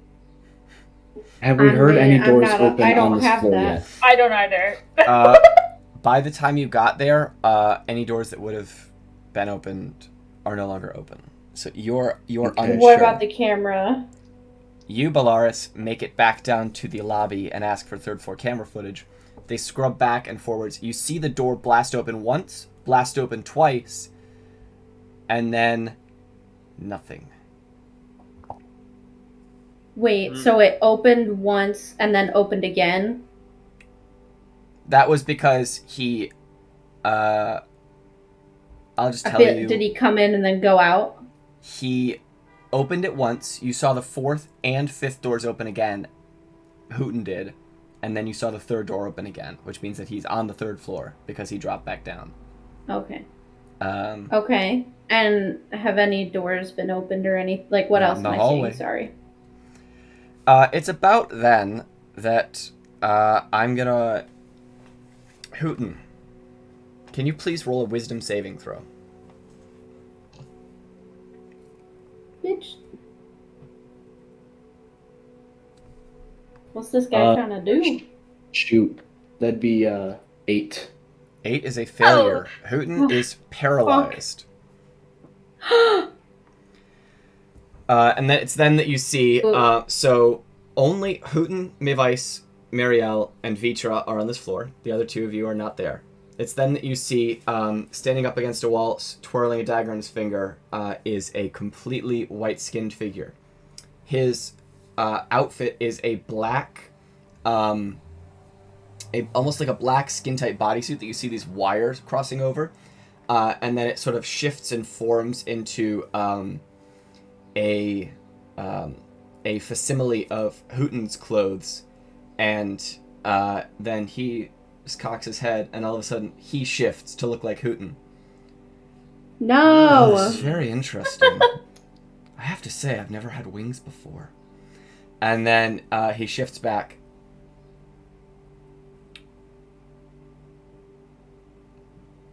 I'm paralyzed. What do you all think you're doing? And then Vitra is sort of like leveling her sword. But Hootin is still... Hootin, yeah, actually, you can roll a wisdom saving throw to try to break free, because you get one at the end of each of your turns. I'd say that's about 6 seconds. And I'm just watching this on the camera, right? Exact same roll. Yeah. Mavise and Meriele, he asks you, what do you all think you're doing? Why are you helping these murderers?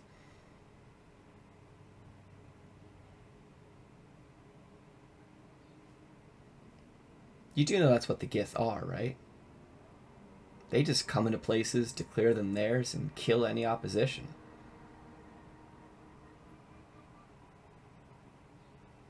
Who did you say this to? Me? Who else? I'd say that to you and Meriele, because Hootin is paralyzed, and Vitra is sort of leveling her sword, just being like... She's like taking steps closer, and he's just sort of taking slow saunters back. He's just got like a dagger, he's just moving around in his hand.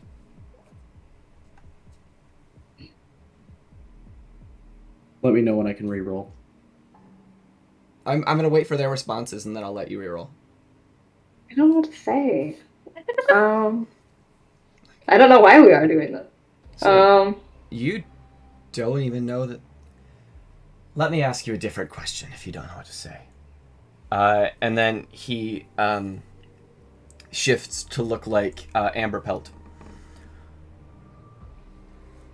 How do you know she's telling you the truth? All I've done so far is be a traveler trying to hide from someone who would level a sword at me. And then he shifts back. I've been on the run for months. Don't you see? She's the monster. And then she's like, enough! And she throws a dagger at him. Hootin, you can reroll, and I'm going to roll this. That's a 2. So you see him just quickly grab the dagger out of the air. Well, I got 2. Sorry, you're muted, I think?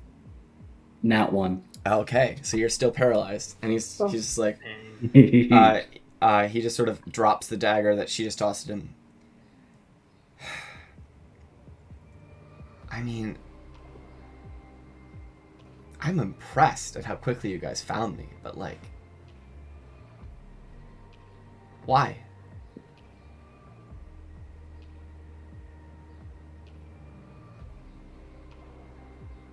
If you don't know what to say, he's gonna make his own actions. I guess we could put them both under like citizen's arrest and like interrogate both of them. I don't know. I can what is it right there?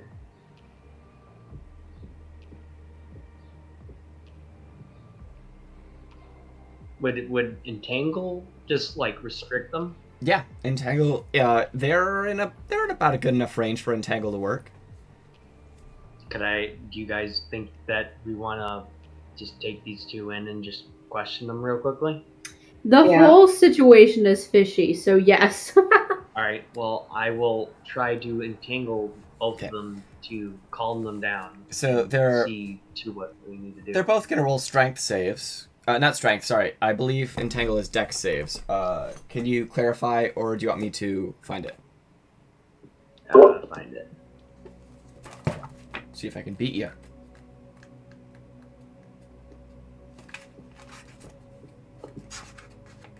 Haha, got it. Strength saving throw. My initial gut instinct was right. So that is a 16 for... No, sorry, I'm wrong. That's a 12 for the changeling and a 16 for Vitra. So you entangle Vitra. No, sorry, you entangle the changeling. We don't entangle Vitra. And she just looks at you. Well, what are you doing? Would I roll for that? They roll. Oh, They make saves. You entangle a changeling. You don't entangle Vitra. gotcha. And the changeling's like, oh, come on. And he starts cutting his way out. Vitra just like looks at him. I'm going to forgive that you attempted to entangle me as well. And she starts leveling her sword at this guy.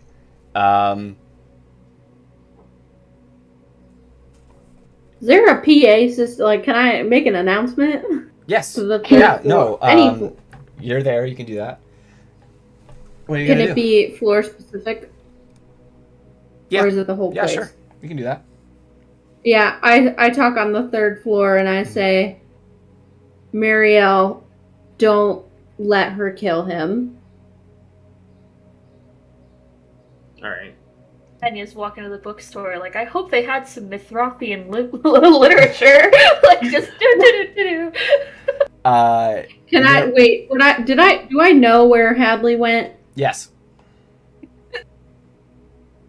Yes. I'm gonna get on the PA system for the shop area and say, if Dr. Hadley could please report to the concierge, it would be much appreciated. I haven't heard my name on a PA system in forever, and I turn around and start walking back. So, Meriele, what do you do? Bellaris just said, don't let her kill him. Well, I'm gonna try to jump in between the two. Am I able to try to, like, entangle again? Or no? You could try to entangle again. You could also just drop your current entangle. You could jump in between. I'd say you get about one thing you can do. And Mavise, you also get one thing. Hootin, you can roll one more saving throw, and then you might get something if you're free or not.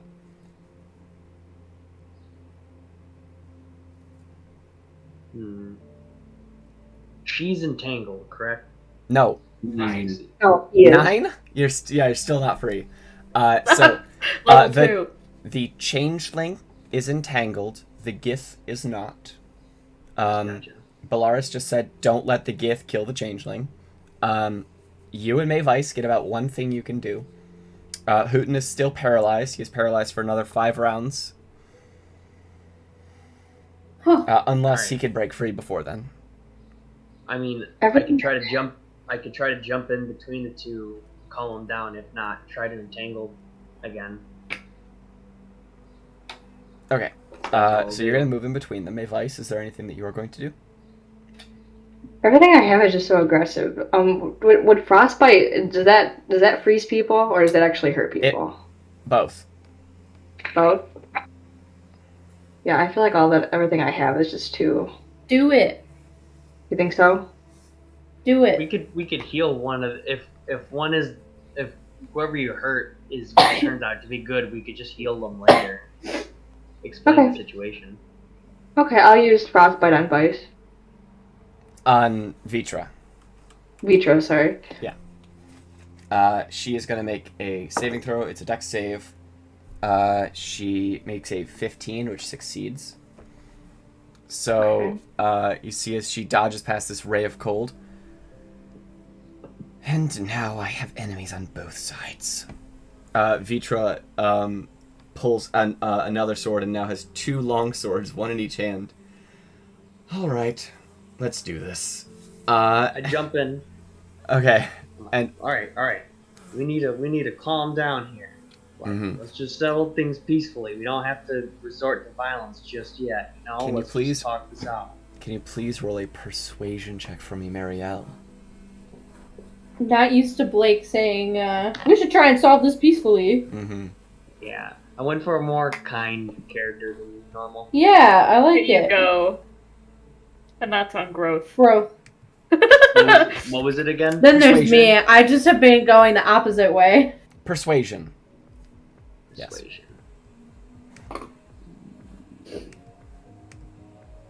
Started off as I mean, chaotic I gotta good. go with what I then rolled, did so that's chaotic 16. neutral. 16, alright.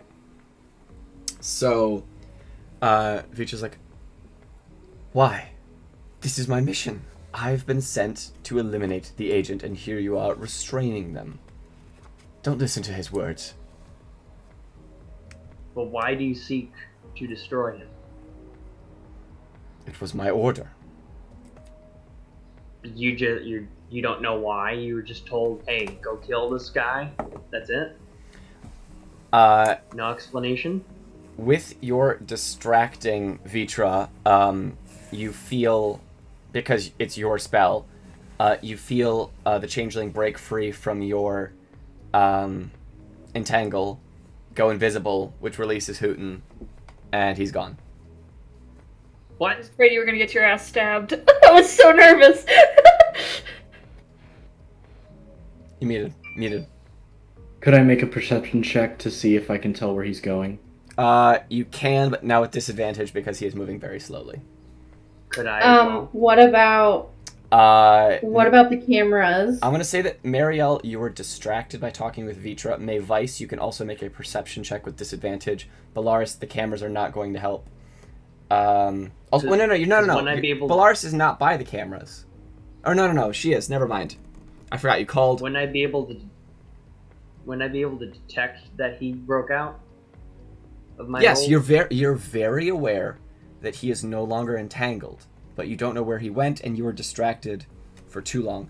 Bellaris, you can make a perception check, disadvantage. I'm watching it. Okay. Yeah, the three of you guys have to make him with disadvantage. He is invisible.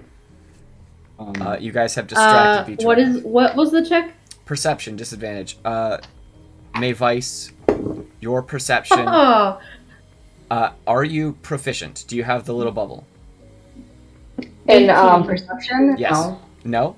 Then your bonus is +1. 7. Okay. And that's rolling a d20, right? Yeah, a d20. Roll I got an 8. So I'm at 14.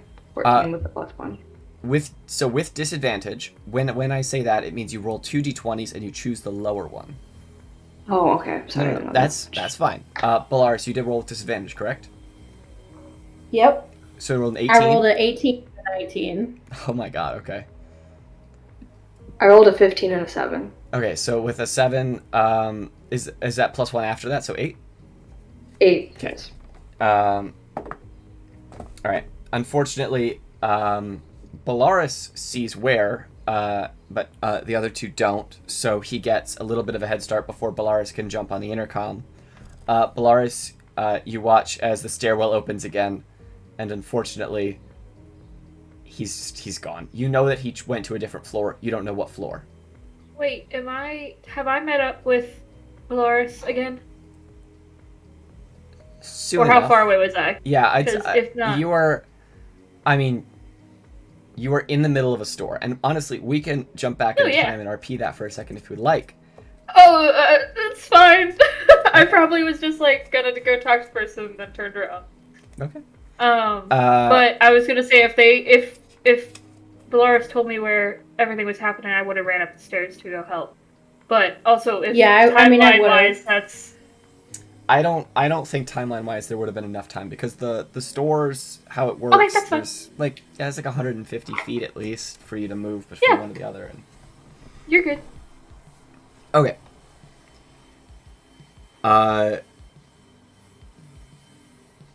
Vitra is angry. She looks back and forth. Oh, you've got to be kidding me. And she just sort of huffs off and starts running down the stairs. Do you follow her? Do you guys keep talking more? Are you going to start coming up with maybe a plan? It seemed like he just wanted to talk at first. Like he was trying to ascertain what you guys were doing. And we can figure out the answers to all of these questions after our break. So we're going to go on break for just a minute here. And we'll be back in 5 to 10 minutes.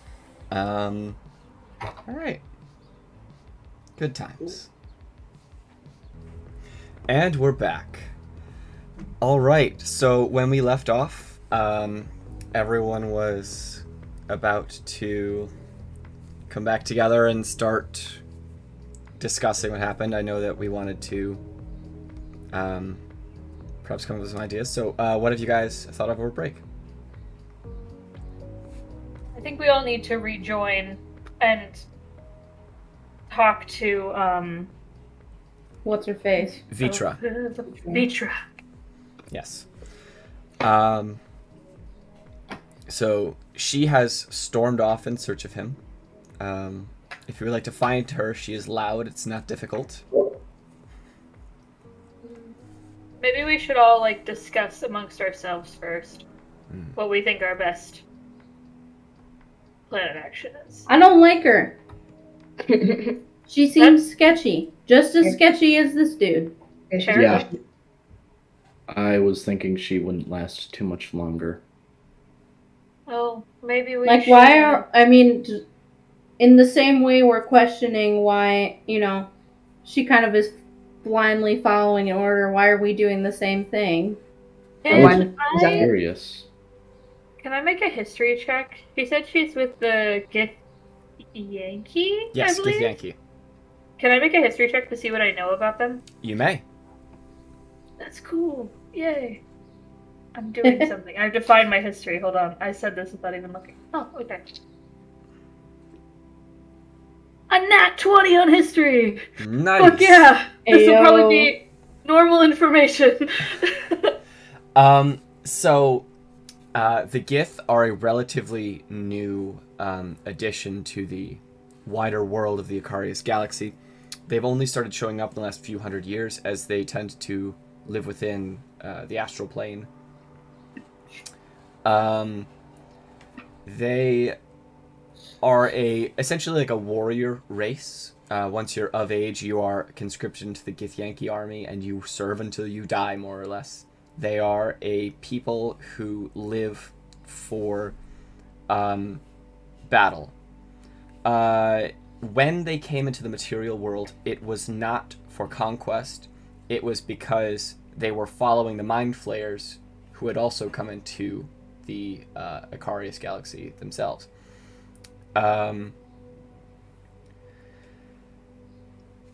While essentially neither of them have made strides to just talk with people, it tends to be Mind Flayers show up, Gith come, try to kill them all, they battle until they bamf back into the astral plane, or one or the other shows up, kills some regular people, and then vanishes again. It seems like they're living a war that's just kind of spilling over into your world. Okay. Yeah. I think it would be worth our while to maybe try and find this man again and talk to him without notifying the people who we normally would. Just to hear their side of the story. But at the same time, that could also be extremely dangerous. So it's kind of up to good judgment. Well, the thing is, I don't know if I don't like the changeling. I know I don't like her. Okay. I agree. Okay. Well, then let's go try. I don't and like find any this- bitch who bosses me around, so she's I don't not either. on my nice list. So your goal, your next plan of action is to go and find Vitra. I think we should try and find the assassin on our own and not tell her if we do find him. Okay. Just to, like, talk to him for a little bit and see if it really is a threat. Because the way that he could have killed everybody if he wanted to. It seems. This is true. And he didn't. So He could have definitely hurt us. he's piqued our interest from what you guys told me. So I think that we should probably go look for him. But we also might not be the people we want to see right now. So I will say, if you're listening, we want to hear you out.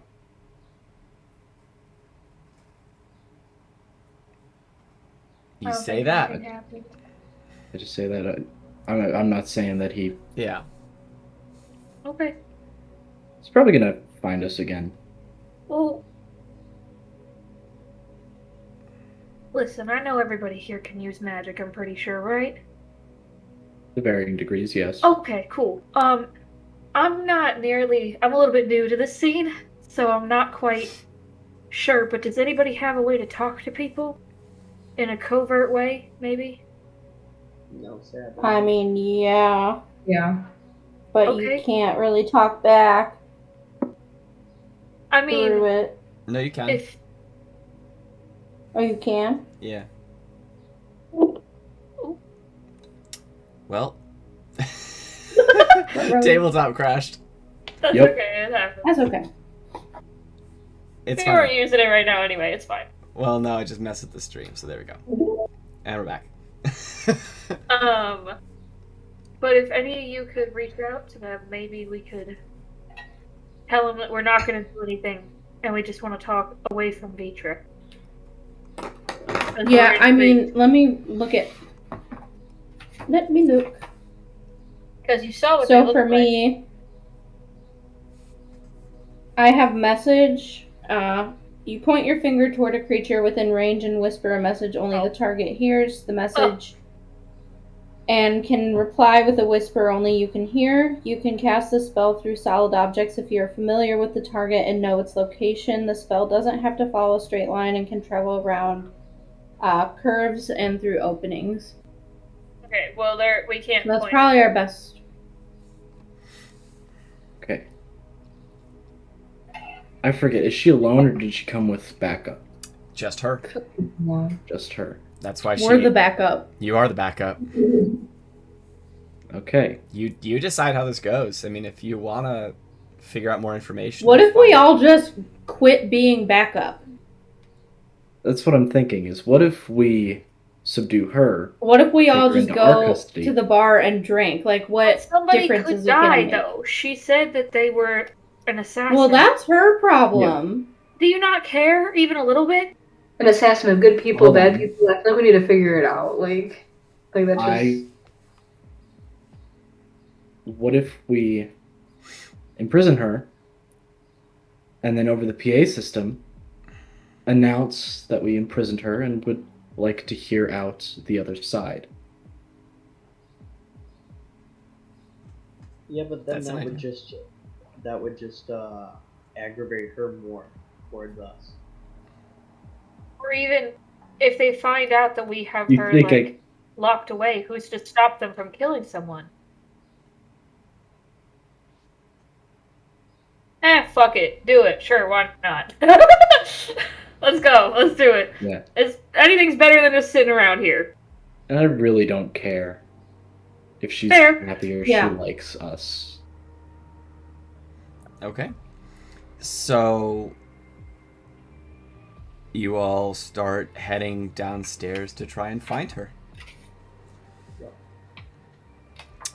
Oh, I have an idea. Before we get down to her, I would tell the group, I think a good idea would be to tell her we have him in a room. We have a lead of where he is. Yeah, and we could maybe go to what? Have you checked in, Dr. Hadley? You have a room yet? Yeah, I'm in room 179. Okay. How about we go to room 179 with her and Yeah. We'll lock her in there. Okay. Talk to her. Mm-hmm. So we're going to say Okay. that we trapped Mm-hmm. the changeling Yeah. in the room. Is everybody Yeah, sure and that they if- can subdue this woman? She's kind of strong. You Yeah. just have to fight her. I don't. How confident did she seem? What do you mean? Is she good? Who? Because She just we've seemed seen her determined. draw the sword, Mhm. you know. How competent did she seem wielding it? She seemed pretty confident. Okay. She's I'm, raised from a warrior race. She's not gonna be weak. I think I know I can take her. I mean, help is fine, but I don't have Okay, concerns so about my abilities. Who's gonna try and restrain her? I think I can do it with help. Okay, I am gonna give guidance to both of you. Guidance. so- Guidance is concentration. Oh shit, you're right. Fuck. Never mind! I thought I had bless, not guidance. I lied. Sorry. Do So- it yourself. I'm gonna Bless- cast bless would be mage good. armor. Okay. I don't have bless prepared. So, you're ritual casting mage armor, correct? Yeah. So you're gonna take the Kieran. 10 minutes to set Oh, up. yeah. Yeah. Yeah, I'm in a ritual cast. So, I think what would be a good idea is I can stay up in your room, Dr. Hadley, because it will look weird if all of us go down and say, "Oh, we have him restrained," but no one is with him, keeping him restrained. That will be weird. And that Okay. way I can cast my armor. Mm-hmm. Okay. I'll take. Is anybody else? And yeah. Because I'll go up to my room and then it'll be me and Bellaris. Does anyone else need to go? I'll go with. Well, who's the most deceptive here? Who's Not the me. good liar? It ain't. Well, hang Yeah, on. I have deception. I mean, yeah, I have a +3. That's kind of my whole thing is, but at the same time, I need to make sure I can protect myself, which requires ritual casting my mage armor. If I don't want to spend, you know. So maybe if Mavise wants to go, unless, Blake, I can't remember your character name yet, but do you have Meriele. deception? Meriele. Does Meriele have a good deception? You could always A come up to the 0? room with us, so you I can got no plus in charisma. try and restrain her. I think I Yeah, can maybe do if it. Mavise. Yeah, Mavise, if you want to do deception and then. Okay. Okay. So So Mavise, got a you go plan. with Mavise? if you have proficiency in deception, Mavise, your bonus should be +5, and that's because your charisma is +3 and your proficiency is 2. Okay. Also, Kieran, how does. Looking at mage armor, like, my AC becomes 13 Yes, so plus dexterity. your AC should be 15 with mage armor. Okay. Yeah, and then with shield, Perfect. you can obviously bump it up another 5 for 1 turn. Yeah.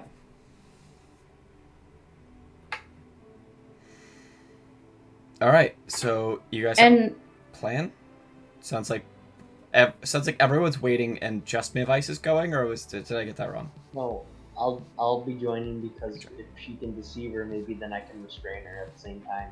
If she's Yeah, like once they get in the door, you could do it, like get her from behind. Okay. Yeah. Got it. Kieran, I have a question. Yes. So my original armor class is 12, and you wrote down for me like /15 with mage armor like underneath, but mage armor is a +5, so why would it not be? Mage armor is 13 plus Or dex. wait, no, I'm a dummy. Sorry, You're okay. I was thinking of shield. That's why I got confused. New Okay, class. never mind. Not a monk anymore. You're a wizard. Different things. I'm not used to it. It's fine. Okay, never mind. Hootin, are you coming with us, or are you going with Mavise? And... I'm gonna go to the room. Okay, cool. So Then I'll start walking us back up to my room. Mm-hmm. All right. So the 3 of you go to the room, and the other 2 of you are going to go to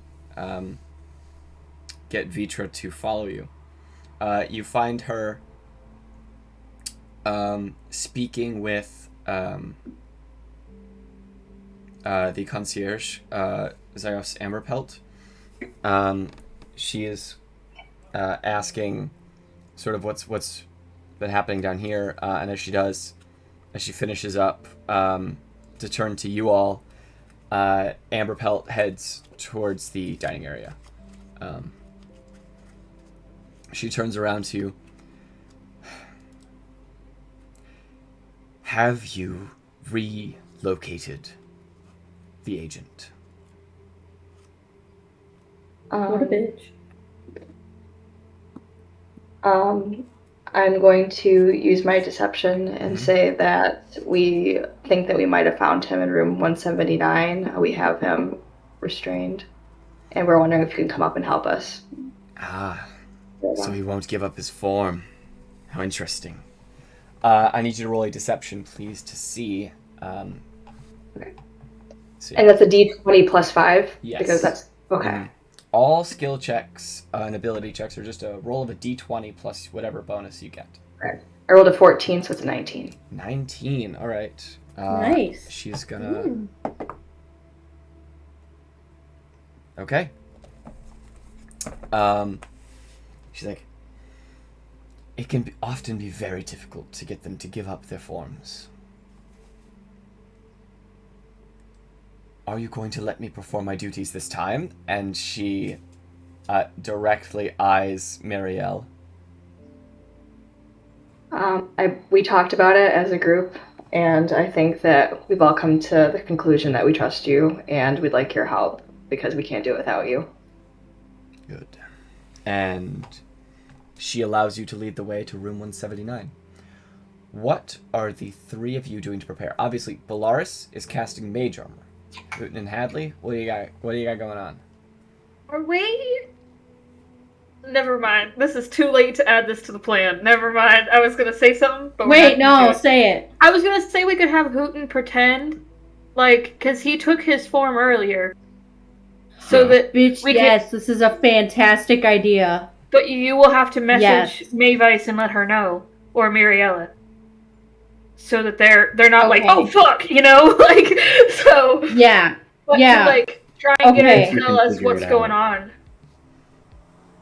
I think I figured it out, considering we weren't trying to actually catch. No, yeah, I was just saying so we can get her in here and maybe not have her freak out before we close the door. Okay. It doesn't have to be a long thing. We can just I have some. If this isn't uncomfortable, I have some rope. I could try and make it look like we're restraining you. Yeah, no, that's okay. I need to take my weapons off. Okay. You can just set them over there. I'll hide them under the bed so that they won't be noticed. And Kieran, can I use a message again? Because it says if I'm familiar with the target, I feel like I'm as familiar as I could be at this point. Mm-hmm. And I feel like I know the general location. I know that. Yeah. I would say at this point, as they start walking closer to the room, a message spell would be able to reach them. Okay, yeah, I would message and say we're restraining Hootin to make it look like it's a creepy guy, so don't be alarmed. I'm gonna have you sat in a chair and Is just it wrap an armchair? It can. Is there an armchair in the room, Kieran? Yes, chair? There's a chair at the desk. There is a Okay, little cool. chair. Yeah. Okay. So it'll be that, and I'll just wrap some rope around you and stand behind you, holding the rope, so she can't see that it's not tied. So my hand will be kind of free, as it is tied to the arm. If that works out right. Yeah. You're easily able to get out. And I want to. We're not actually restraining you. I want to have my pistol in my hand as well, behind the chair, so she can't see it. Okay. Okay. I think that's about as ready as we're gonna get. Mm-hmm. Can I be Kieran? Can I be kind of flaunting magic, not actually doing anything, but maybe have a ball of energy in my hand? Do you really want to know what I'm capable of, you idiot? Sure. When she walks in. Yeah. Absolutely. Okay. So the three come walking into the room, Mavise, Meriele, and Vitra. And they, see this. Those two sort of know what's going on. Vitra comes in.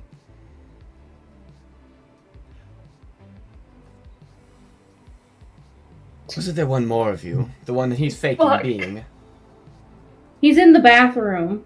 He really had to pee. I would have so bad. I would have planned for this. No, I would have planned. The bathroom door is shut with the light on. Roll deception. It's embarrassing that you caught us like this. This is gonna be so bad. Fucker. Oh, you rolled a nat 1. 15? No. Okay, 15. Yeah, 15. Right. I mean, what, you honestly think I would sit here and restrain an acquaintance and threaten them with magic? Like, what psychopath does that?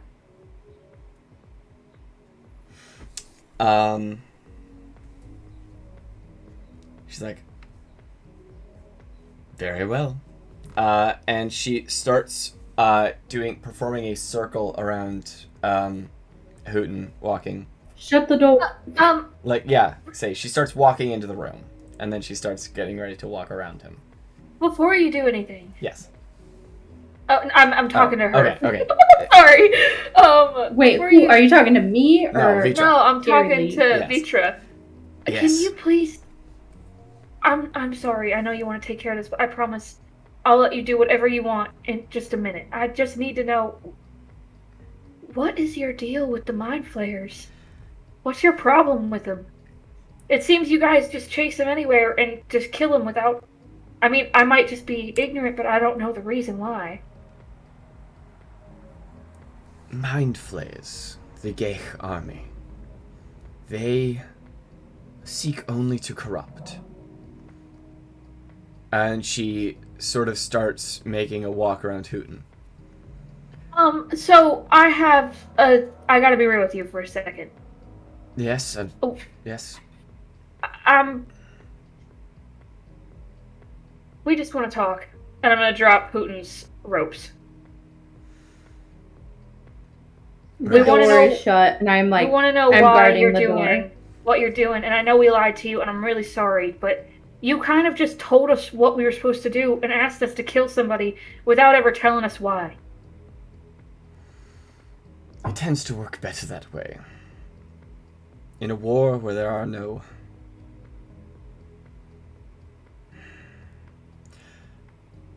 We did not bring this war into your realm.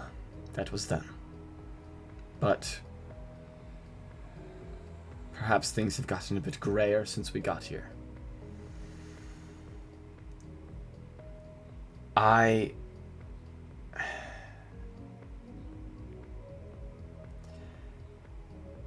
Being entirely honest,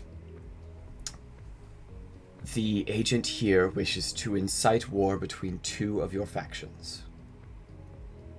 He wishes to bring the Draconic Empire to bear with the Sapia Conclave. Oh. I am not sure what he seeks to do here, but I do know there are a serious number of targets he could choose from.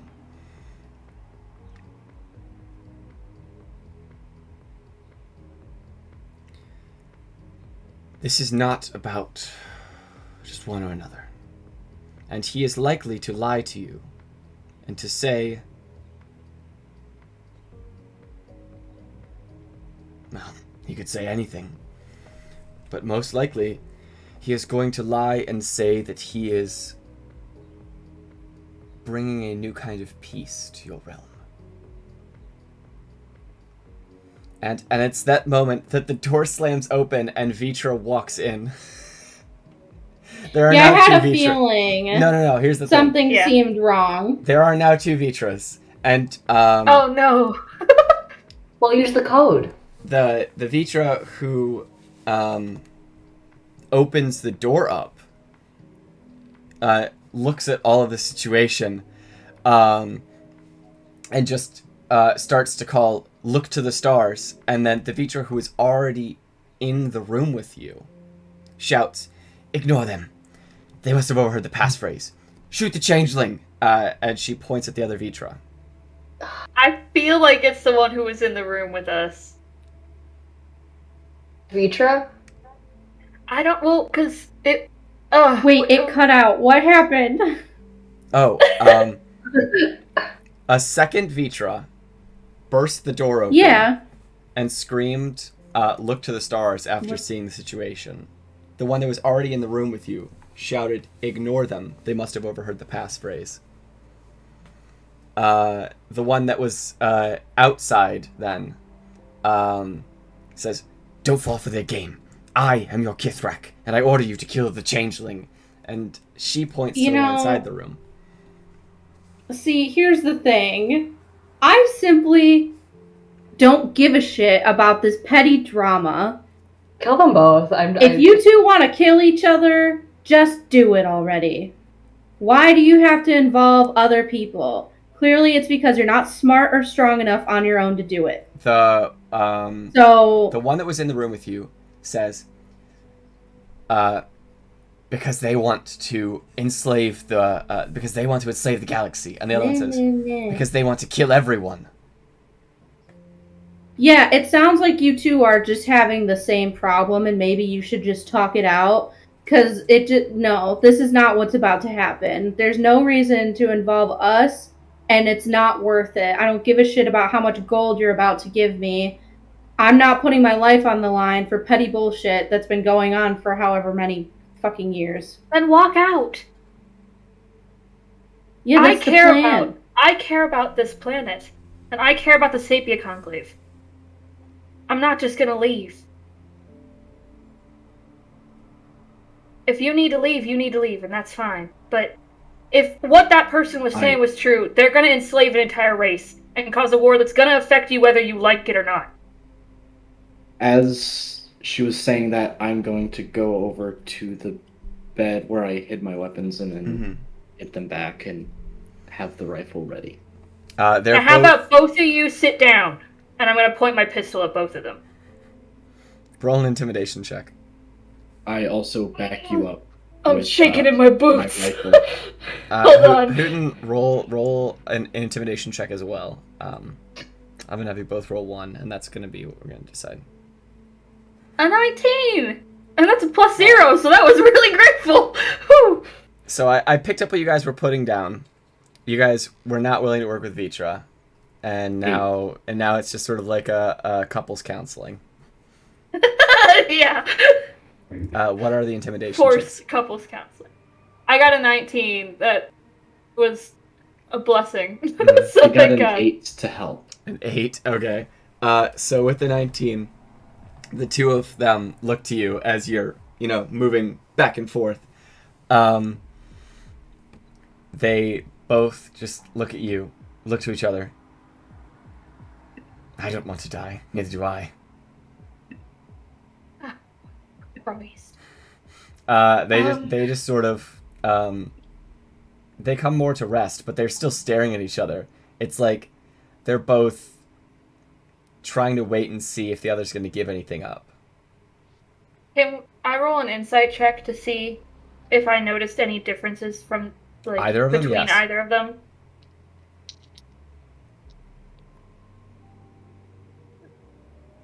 Is there like a sitting table? That's a 15. There's a desk and only one chair. 15. Yeah, it seems like the changeling is pretty good at his job because these two are acting incredibly similar. Okay. There's a table. There's only one chair in the room. Okay. I feel like somebody was pretending to be Vitra, like they wouldn't have said all those bad things about. I don't know. I'm sorry for cutting off. Oh, you're fine. Would I be able to use detect magic and see who's the shapeshifter? Interesting question. Changelings, shapeshifting is a racial ability. It's not a magical effect. However, you're aware that their clothing shifts its appearance. So, it is possible. I will try to attempt it. Okay. So I haven't left the room, but I'm angry. He's doing something angrily. Mm-hmm. Alrighty. Oh, okay, you cut out there for a while, but you're back, Sophia. What's up? You said you're doing something angrily. Oh, did she cut out again? I say I can't hear her. Nope, okay. Yeah. Okay, so I'll say, pointing my rifle back and forth. It's like, you can either reveal yourself, or we can start taking fingers until you reveal yourself. Because I know you guys can't grow those back. So I'm gonna roll something here. You just see both of them look to each other and almost at the same time go, well, like one of them is mirroring the other, but it's so close. It's really hard to tell. Can I walk up to the one who was in the room with us like before, not the one who barged in? Yep. And I am gonna say, if you want to prove that you're the real Vitra, let me do this. Okay? Don't resist. If you resist, I'm gonna kill you. Okay. And I'm gonna cast command and say confess. Or do I have to use one of the ones that they have listed? No. For You the can say spell. any Okay. one word. They fail. And they What's the spell? Confess. Command. Or it's command, but yeah. Okay. one sec. I'm You're yawning. okay. They this one fails, and they just say, "I am Sarth Vitra of the Githyanki." It's the other one, and I'm gonna try and get anyone to do anything about that. As soon as you say that, they like immediately just start like moving away. Because, yeah, but people have stuff they can do. What would you guys like to do? Can I cast Sacred Flame? Yes. I the would other just one? shoot them. Wait, what? So the one that you just commanded is the right one? Yeah, the one who was in the room with us. The Mhm. one near the door is not. Okay. So yes. So you want to cast Sacred Flame? Mhm. Yeah. That's a 23 to save. So. Oh, well, Yeah. we live life. So everyone else can sort of do one thing before it's initiative time. Learning what you have, what would you like to do? So you know that while, according to the Changeling, the Githyanki like to go places and kill people. According to the Gith, the Changeling part of the Mind Flayer Empire likes to go to places and enslave people, and is currently here on a mission to get two empires to fight each other. What would you all like to do? I want to cause fear on the changeling. That is a wisdom saving throw? Yes. Oop. That's a 9. So he is frightened of you. Heh.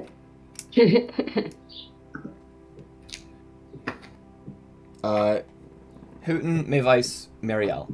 What would you all like to do? I shoot Okay. with the rifle. Sure. We'll see if you can get a little shot off, like one shot before we start combat. Yeah. I'm going to use my staff and summon an insect. Okay. Which spell? It's not a spell, it's my staff, I believe. Yeah. 18 to hit. 18 does it. Okay. Oh, are we rolling it? No. No, Not yet. I'm being dumb. I mean, actually, I you do can- have you a can- question, Kieran. Yes. On my spell sheet, the ones that like the bubbles that are filled in. What does that? Is that the ones that I prepared? Yes. So, Meriele, Okay, are you casting I'm a spell, gonna- or are you summoning the swarm? Giant insect. Oh, you cannot cast Giant Insect unless you have an insect with you. You enlarge an insect. Oh. That is how that spell Then- works. Insect swarm. Are you ready for damage? Insect Plague or insect... yes, I'm ready for damage. 5 damage. Cool. So I'll are you basically I'll- casting the... What are you doing? plague. That could be a problem. Insect Plague has a very large area of effect, and you are in a small area. Okay, then I take that back. I'm not gonna do that. So the spell Insect Plague and the spell Giant Insect are available in the player's handbook. If you would like to Google them, they're there, so that we don't have this confusion in the future. Mavise. I'm going to come back to you, Blake. I will, but once you have a new idea. Mavise, is there anything that you would like to do before we begin combat to attempt to inhibit either side of this conflict? Did somebody already do mage armor, or is that probably a good thing to do? Mage armor would be a good thing to do. Oh. So, I to be fair, I would say it's safe to say that at the start of every day, because mage armor lasts for 8 hours, that you could just have it up. You don't need to consider casting that now. Okay. Your AC is, what, 14? Yeah, your AC should be 14. Because, yes, your AC is 14 right now. Because you have your mage armor up, and it's plus your dex plus 1. Okay. So, your normal armor class is 11, but with mage armor, it's 14. So nobody's doing any kind of, like, offensive combat right now? So Bellaris caused fear on him, which made him afraid, and then Hootin shot him. Okay. Could I use, Burning Hands? That is a large area of effect spell. Oh. You came into the room. I would say that you might catch Meriele in that flame. I don't know that you can cast a spell like that. What about Ice Knife? Is that like a single target one? That is a single target one, but it explodes after the fact, dealing damage to other creatures. So, Really? Firebolt. You might have Eldritch Blast. I can't remember. I have Witch Bolt. Witch Is there Bolt like is a single map target. for the room? Okay, I can do that one. There will be a map for the room. Don't gotta worry. Okay. We are currently in the pre-combat. Once everyone's done their initial rounds. It was more for like so people could see area of effect stuff. Yes, that it will happen. I'm just trying to get things out of the way first before I stop doing everything I'm doing and then get to that and then get back. So Mavise, you may cast Witch Bolt. Would you like to do so? Yes, please. That is an attack roll-based spell. So if you look at your spell sheet, there should be a little attack bonus at the top. I believe it's +6.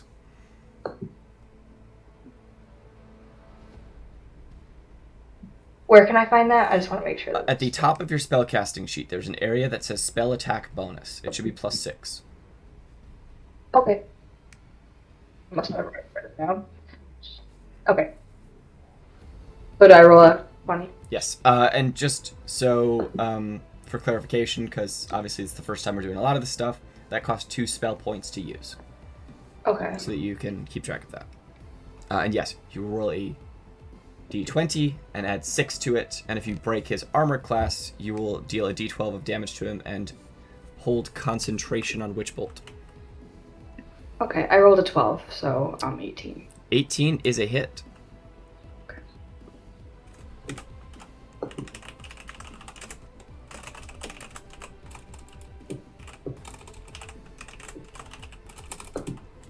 So you roll 1 d12 and deal that to him in lightning damage.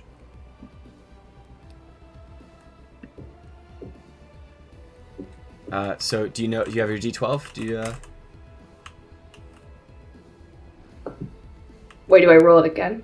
You roll 1 d12 and that's the damage that you deal to him. Yeah. Oh, okay. 8. 8. All right. Okay. And then Meriele, back to you. Could I use telekinesis to hold him? Yes, I believe you have the telekinetic shove, right? From your feet. I just put down telekinesis. I didn't know it was shove or anything like that. Did you not read the feat when you took it? Mistakenly, no. I guess I did not. Okay, so the feat telekinesis gives you the ability to, as a bonus action, push or pull a creature by 5 feet.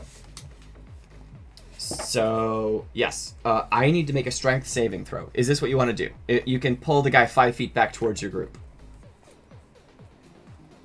Yes. Okay. The DC for this is... What ability did you increase using this feat? I believe... You increased your wisdom. So this feat is a... Okay, so write this down in the future. The DC for your telekinetic push or pull, your telekinetic shove, is 14. And I failed. So he has pulled 5 feet back towards you. Cool.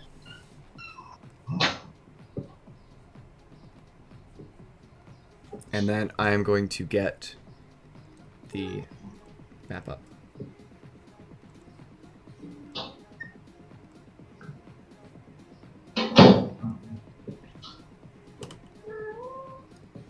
Adorable. I heard a cat.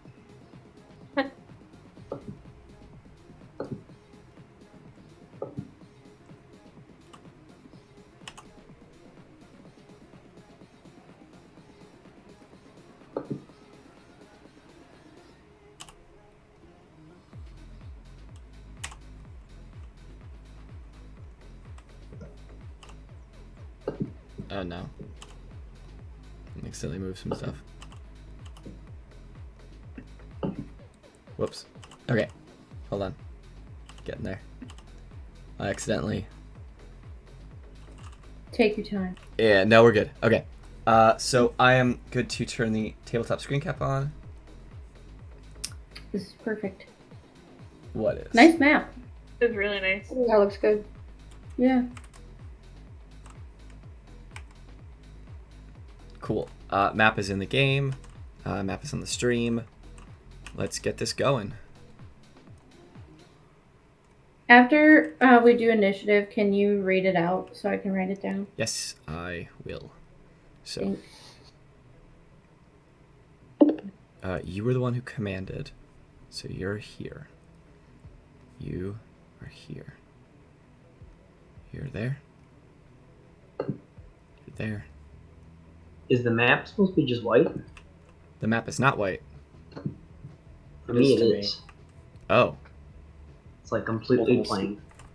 You can see it. So, Wow. I can see it on the screen. If you watch on the the stream, Yeah. yeah, like in Discord. yeah, on the stream it looks. I don't know why it's just white. It could be one of a bunch of things. I'll look into it in between sessions, but at the moment we've had enough technical difficulties today. Yeah, I'll just watch the stream. Well, not like the Twitch stream, but the Discord stream, right? Yeah. Yeah. Okay. All right. So yes, now is a good time to roll initiatives. If you guys would like to just spit those out to me, we can get these in. 13. Okay. Okay. I 9. am just not rolling good tonight. I'm also at a 9. 5. Sheesh. And Mavise, initiative equals your dexterity bonus, which is +1. So roll a d20 and add 1. And a d20.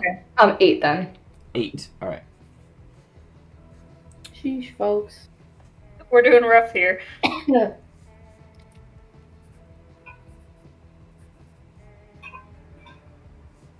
All right. So there's who has the higher dexterity bonus, Meriele or Hadley? I have a +2. Yeah, 14. Mine is also +2. Hadley is Pretty one sure. higher with 15. Oh. Shit. Okay. All right. So I'm ready to read out the initiative for people who want it.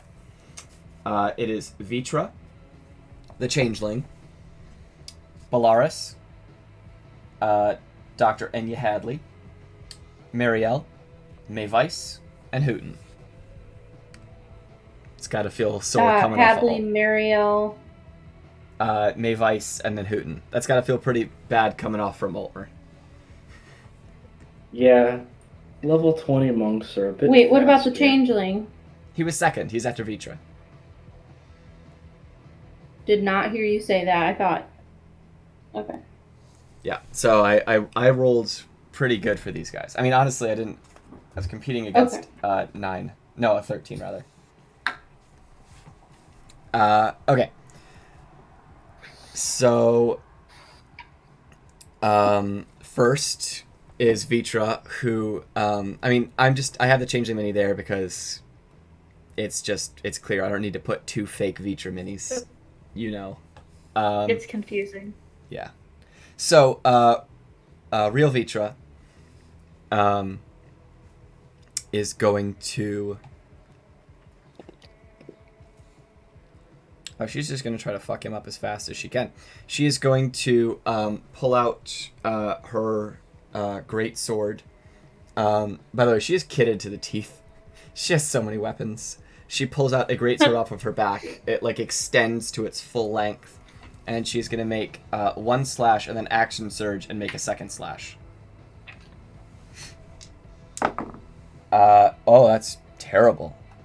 She misses with her first one, but hits with the action surge with a 21 to hit. And it deals...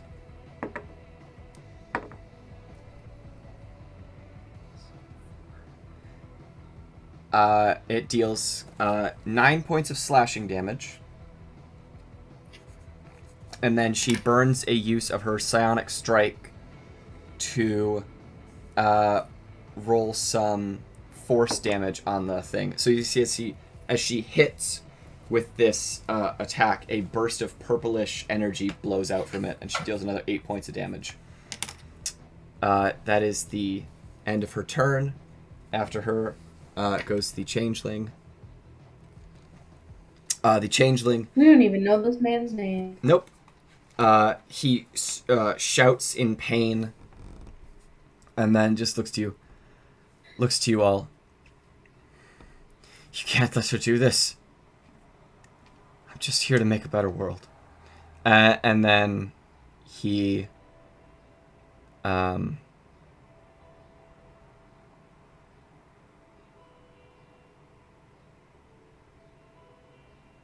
goes invisible.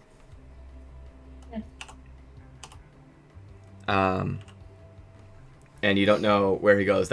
I'm leaving that there as his last known location. The door was closed, yes. The door was closed. The door stays closed. You hear his voice popping up all around the room, but none of you know where it is. You hear a brush of a wind here and a little bit of a curtain flapping there, but none of you know where he is. None of you can make attacks of opportunity. He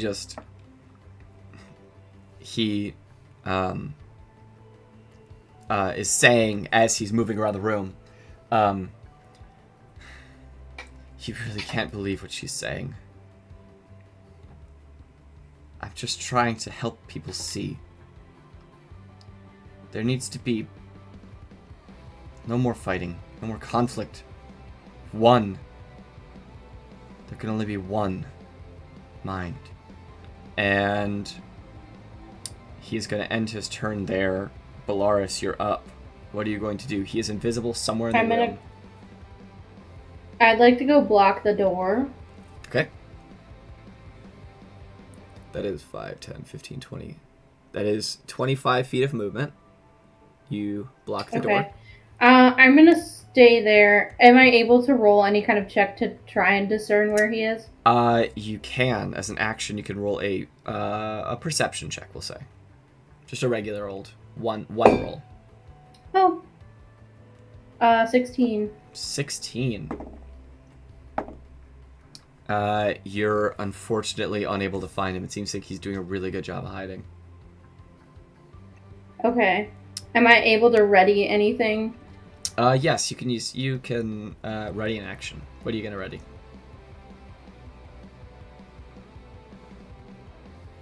I'm gonna do... Would Firebolt work just because it says, like, a flammable object not being worn or carried? Oh, So, yeah, like, no. So, what I can... Well, would he be leaving a trail of blood? We'll get back to that. I'm going to answer Sophia's question. Firebolt works on any target. Those are the conditions for a target to be ignited after the fact. Yes, you can hold an action to cast Firebolt on him. And it will cause him to catch on fire? No. It will deal fire damage to him, but he will not be lingering on fire.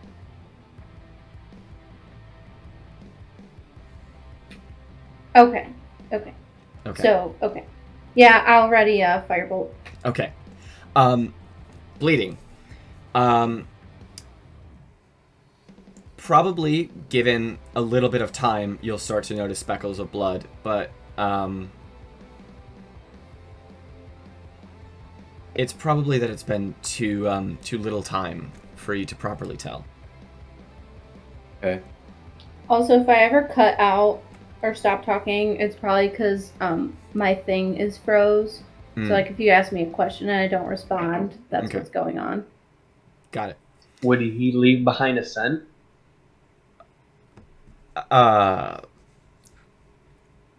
It's too small of an area for you to be able to tell that specifically. It's literally, it's like one room that you're all huddling around right now. So, yeah, I mean, if you had enough time, maybe, but scent in a quick context is not a particularly great way of finding someone. Is at the end of your turn, Bellaris. Holding an action and moving. Yeah, All right.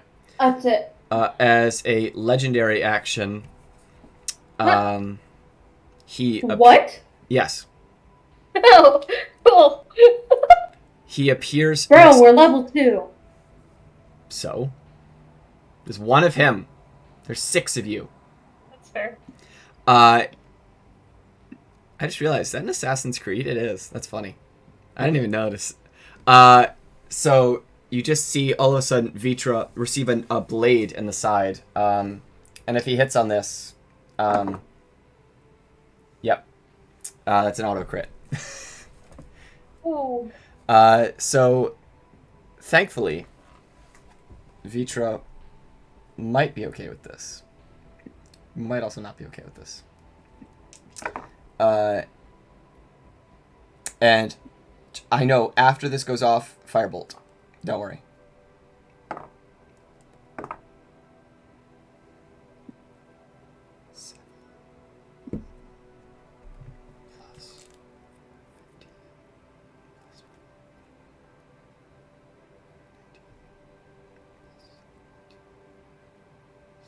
Okay.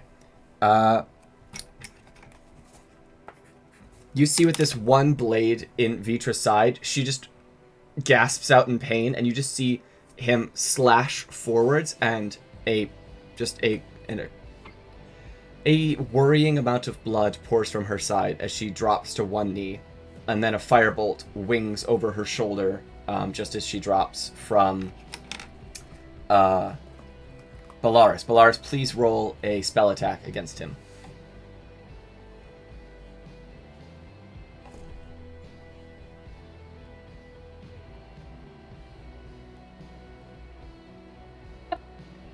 Sophia, Sophia? you there? Yeah, Hi. Did you hear what I said? I am. I just told you though. Yeah. Okay. I Sure. just told you that if I'm not responding and you're asking me to do something, it's because my thing went out. Okay. So my spell attack bonus, is that what I add Mm-hmm. to a d20? Yep. Okay.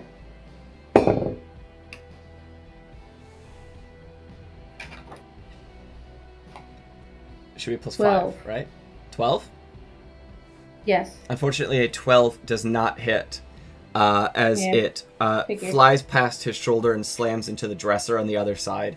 It starts to smolder a little bit, but mostly goes out. He then looks out at all of you. I can't believe that you would take their side. How boring. And then after him goes Hadley. How you doing? Hi. You're 10 feet away from him. Yeah, that's a little too close in my opinion. But there's not much anywhere else I can go.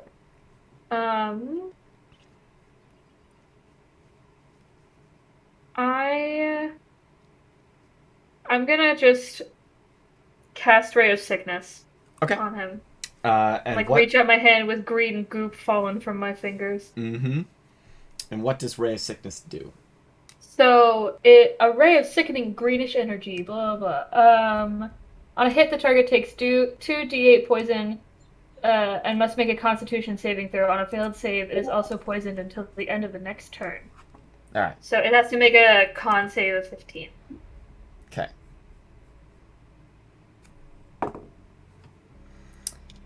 That's a 19. Okay.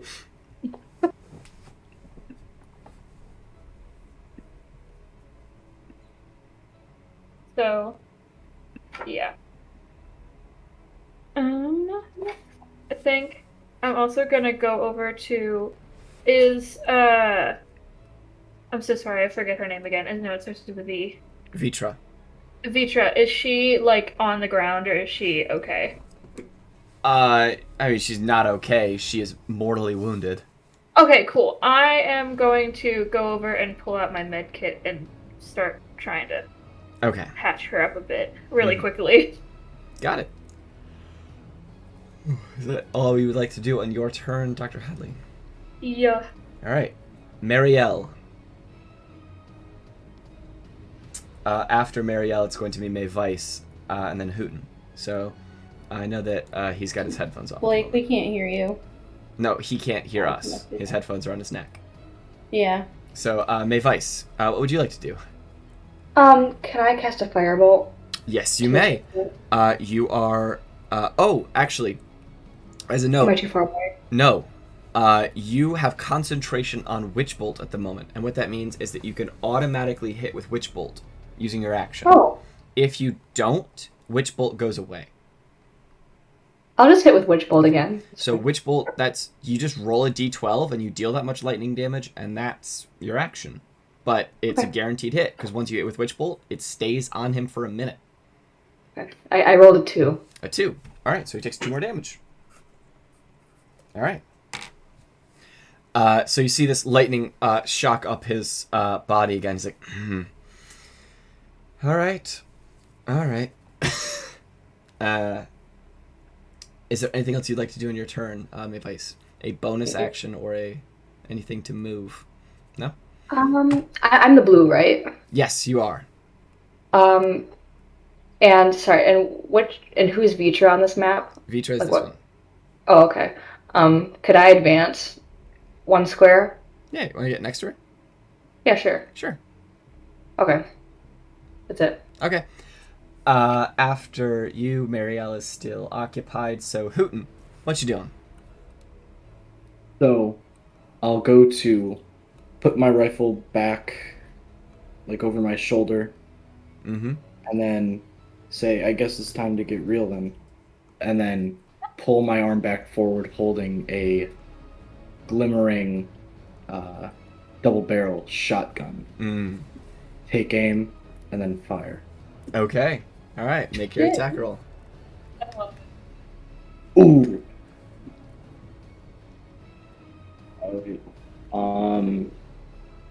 He's trying to figure out how to show us his 20, isn't he? It's not a crit, Oh, but okay. I wish I actually no, I don't think I would have hit in that case. 16 plus 6, so 22. 22 hits, yes. Okay, cool. So that would be 2d8 piercing.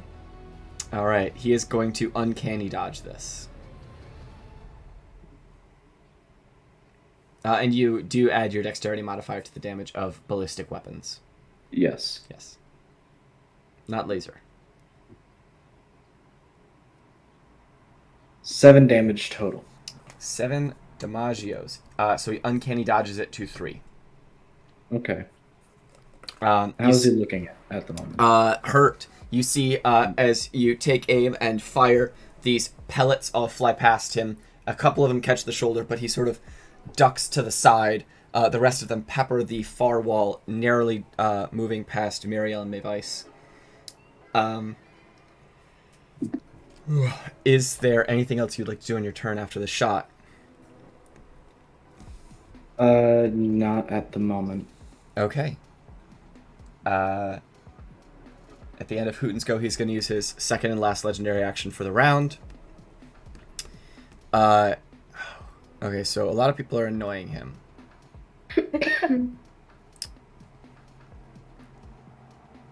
He's going to throw a dagger at Hootin. So basically, after the shotgun blast, he moved to the side, and then he comes back and whips a dagger towards you. That's a natural 2. Doesn't hit. It is now Vitra's turn. Vitra coughing up blood, spilling from her side. She's holding her hand there. She holds her hand. Oh, no, this is a way cooler thing. She picks up her greatsword and slides it along the ground behind her, knowing that she can't lift it with one arm holding her side.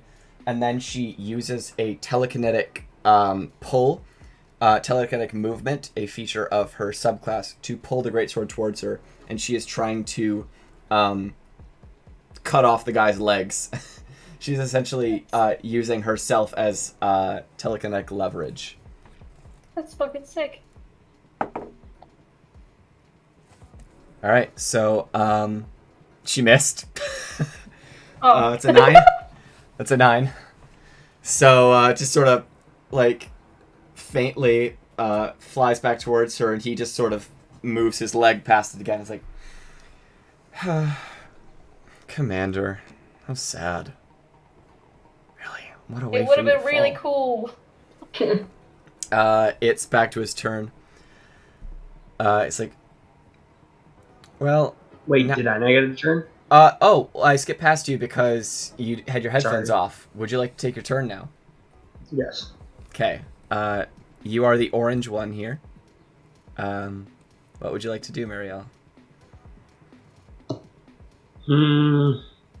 I will cast green flame blade on my scimitar, All right.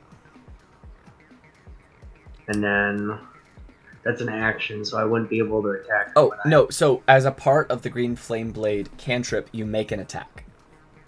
Oh, okay. Then I'm gonna slash this guy. So, how green flame blade works is you roll to make an attack, you hit your first target like normal, and then a second target within 5 feet of that target can take fire damage if you choose. Okay.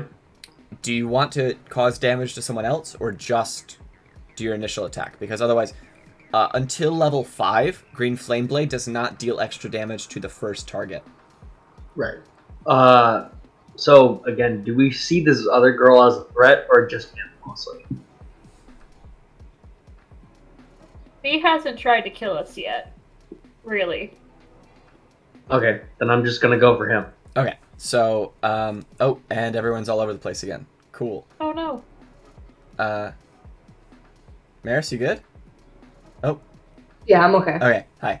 Alright, yeah, so make your attack roll against the Changeling.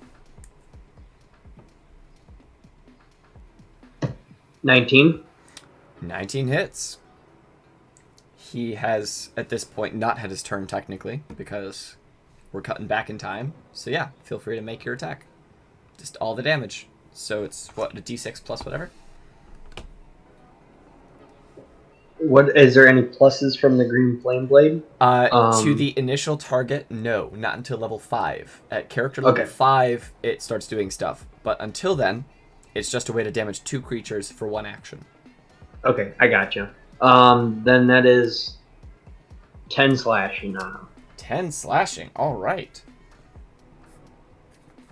Fucking okay. And did I get attack of opportunity? Or not opportunity, how did you deal 10 slashing damage? it's 1d6. Right, never mind. I'm sorry. Plus 4. For some reason I was looking at your dex. Your strength is crazy, I forgot. Yeah, I rolled a 6. Yeah. Did I get any bonuses? I wouldn't assume he gets the flank. He is not flanked. Okay. Then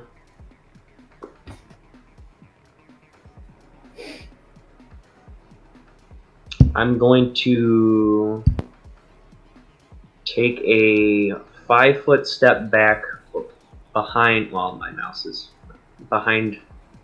Let me see if I can get it right here. Okay. Yep. That will incur an attack of opportunity from him. No, it won't, Okay. because he doesn't have his reaction. Never mind, I'm stupid. Is that all you would There we like to do go. on your turn? Yes. Cool. Now we're back up to the Changeling's turn.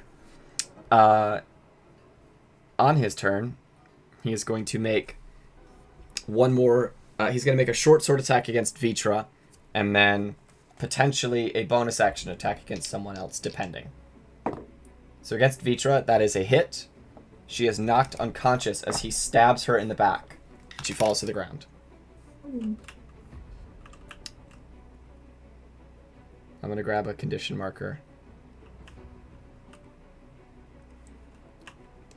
And then he steps up, occupying the space that Meriele did, looking right at Mavise. Now, she's gone. You still gonna try to stop me? He's talking to you, Mavise. And you see the Gith bleeding to death on the ground. So this is the changeling that he's dead like, right now. Actually, okay. He's like, are you still gonna try to stop me? I mean, look at that. I mean, I look around to the other people in my party. like, just give me an hour and I'll be out of your hair. Trust me. Who are you here to kill? Oh, that doesn't matter. Don't worry about it. It does. Okay. Nah.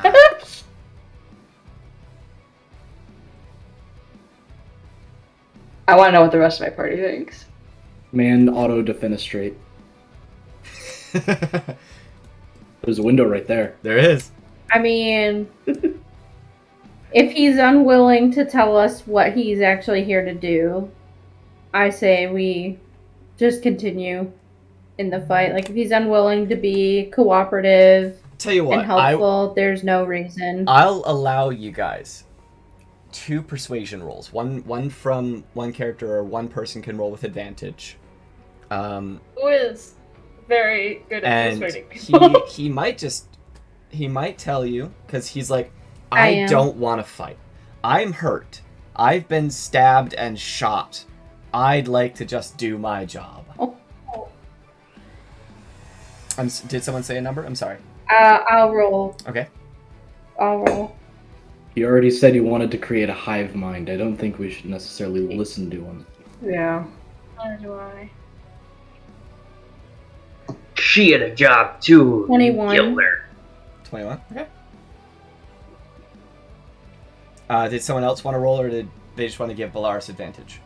I give Bellaris advantage because I'm Okay. shit. So Bellaris, you can roll again. See if you break a 21. No.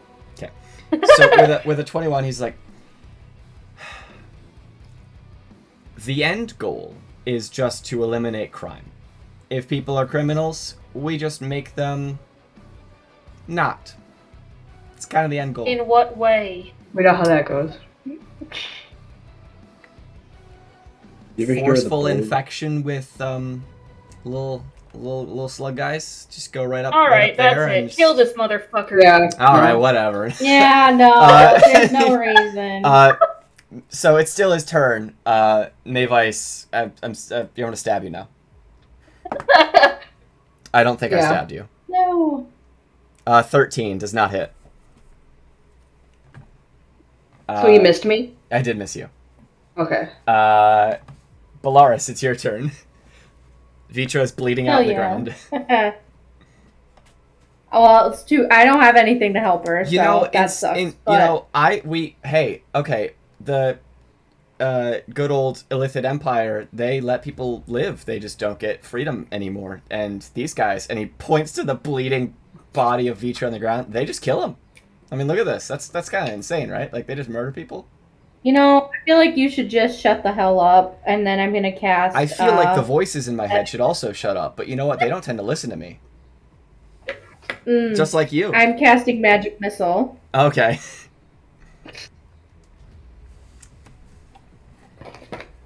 I simply don't give a shit. Okay. Do I have to roll to hit? No. Or... I need you to roll 3d4 and add 3, and that's how much force damage you deal to the changeling. I accidentally slammed my bookshop for no reason. Okay, wait. I'm adding what? 3d4 plus 3. Because you send 3 streaking bolts of magic towards this guy. Okay. So 11. Yeah. 11? Yes. These bolts slam into him and knock him back from Mavise, like a foot or two. He's like, ow. That was rude. Is there anything else that you're going to do on your turn, Bellaris? Hang on, let me look.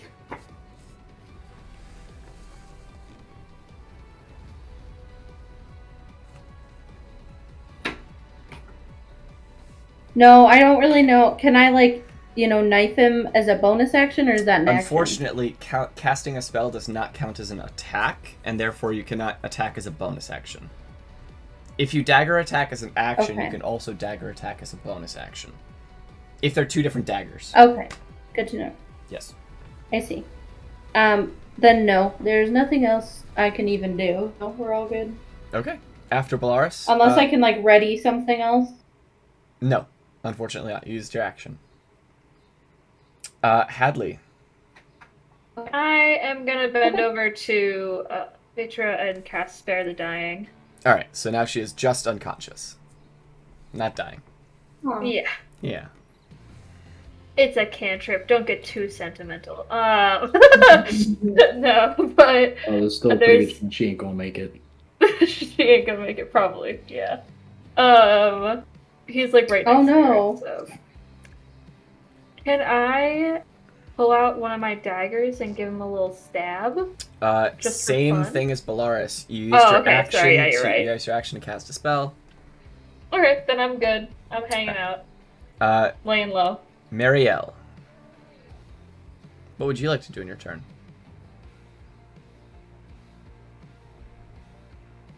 Blake.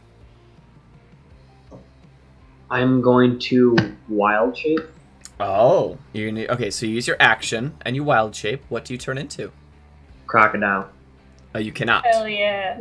Oh, I can't A yet? crocodile has a swim speed. You cannot turn into crocodiles until you are level 4. Then I turn into a wolf. A wolf. All right. Do you have the stats for a wolf pulled up, or do you want me to help you out with that? I have it on D&D Beyond right now. All right. Let's up the pupper a little. There you go. Just gonna set you right there. You're a wolf. What a little guy. Aw. All right. So he is really hurt. That was your action to do, so unfortunately you can't attack on this turn, but is there anything you'd like to do as a bonus action? I'm going to make a 5-foot step behind him so that whoever is wanting to make What, she's there down, right? Or here? Yeah, there. Okay. Yes. Because then that gives the flank. Mm-hmm. All right. Is that the end of your turn? Yes. Okay. So you all just watch as this demonic, slightly elven figure just morphs down and forwards and is all of a sudden a wolf. Is this a normal-looking wolf, or is this a wolf with, devil horns or anything else crazy Yeah. about it? Yeah? It's got some horns on it. All right. Mavise, it comes down to you. What would you like to do? Can I pull out my dagger? You may. Okay, I'll do that. And give him some damage. Okay. That drops Witch Bolt. Is that okay? Yeah. Okay. That's fine. So Witch Bolt is gone, and you may now make attacks against him. The bonus for which, if it's not on your sheet, should be +3. Okay. So, sorry, do I roll a 10? D20. D20, okay. Then +3, you said? +3. Yes. Shoot. 4. That's a natural 1. Unfortunately, that misses. However, because you attacked with an action, you can also... you have do you have one dagger or two or? I wrote daggers. I don't. Oh, is that in your proficiencies or in your weapons? Weapons. Well, then I guess you have two Which- daggers, so make another attack if you would like to as a bonus action. Which color figure are you? She is the blue one. So, oh, actually, You have flank as well. okay, to be fair, that didn't really matter because she rolled a natural 1, and flank is, for our games, only a +2 bonus. It is not Okay. advantage. So, if you would like to attack again, you also have an extra +2. It did not matter at first. It might matter if you don't roll a natural 1. Okay. So could I? Sorry. Could I use like the other dagger? Yes, you may. Okay. I'll do that. All right, so roll another attack bonus, this time with the correct bonus, which is +5. Didn't matter the first time, but it might. 14, because I rolled a 9. 14, unfortunately, also misses. Okay. So you're sending out with these daggers, and unfortunately, you are not hitting him. He is still too agile. Stick to spells.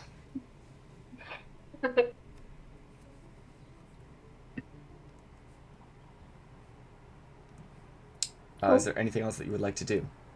Sorry, cut out for a second. Nope, I'm good. Okay.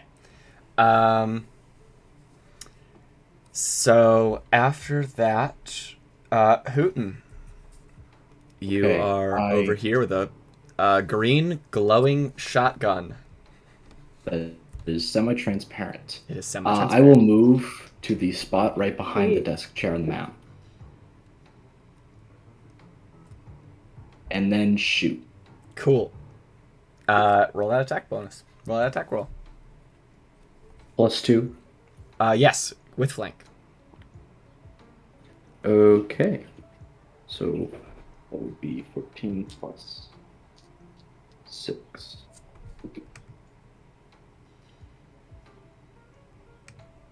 I love being part of the dirty 20s. Nice. Cool. Haha. So a 20 does hit. And I now ask, how do you want to do this? Heyo! Yo! run With over there. a shotgun. I Ow, run right in over the kisser. there, right between my new friends. Mhm. There is now this changeling that looks pretty weak, but also pissed me quite off. Mhm. And just say, "Eat lead." Yeah! And you send this burst of like shrapnel and shells and ball bearings into his back, some of them into his head. You see blood spatter out from his face and from his torso as he falls forwards onto his knees. Enjoy their world. And he collapses forwards.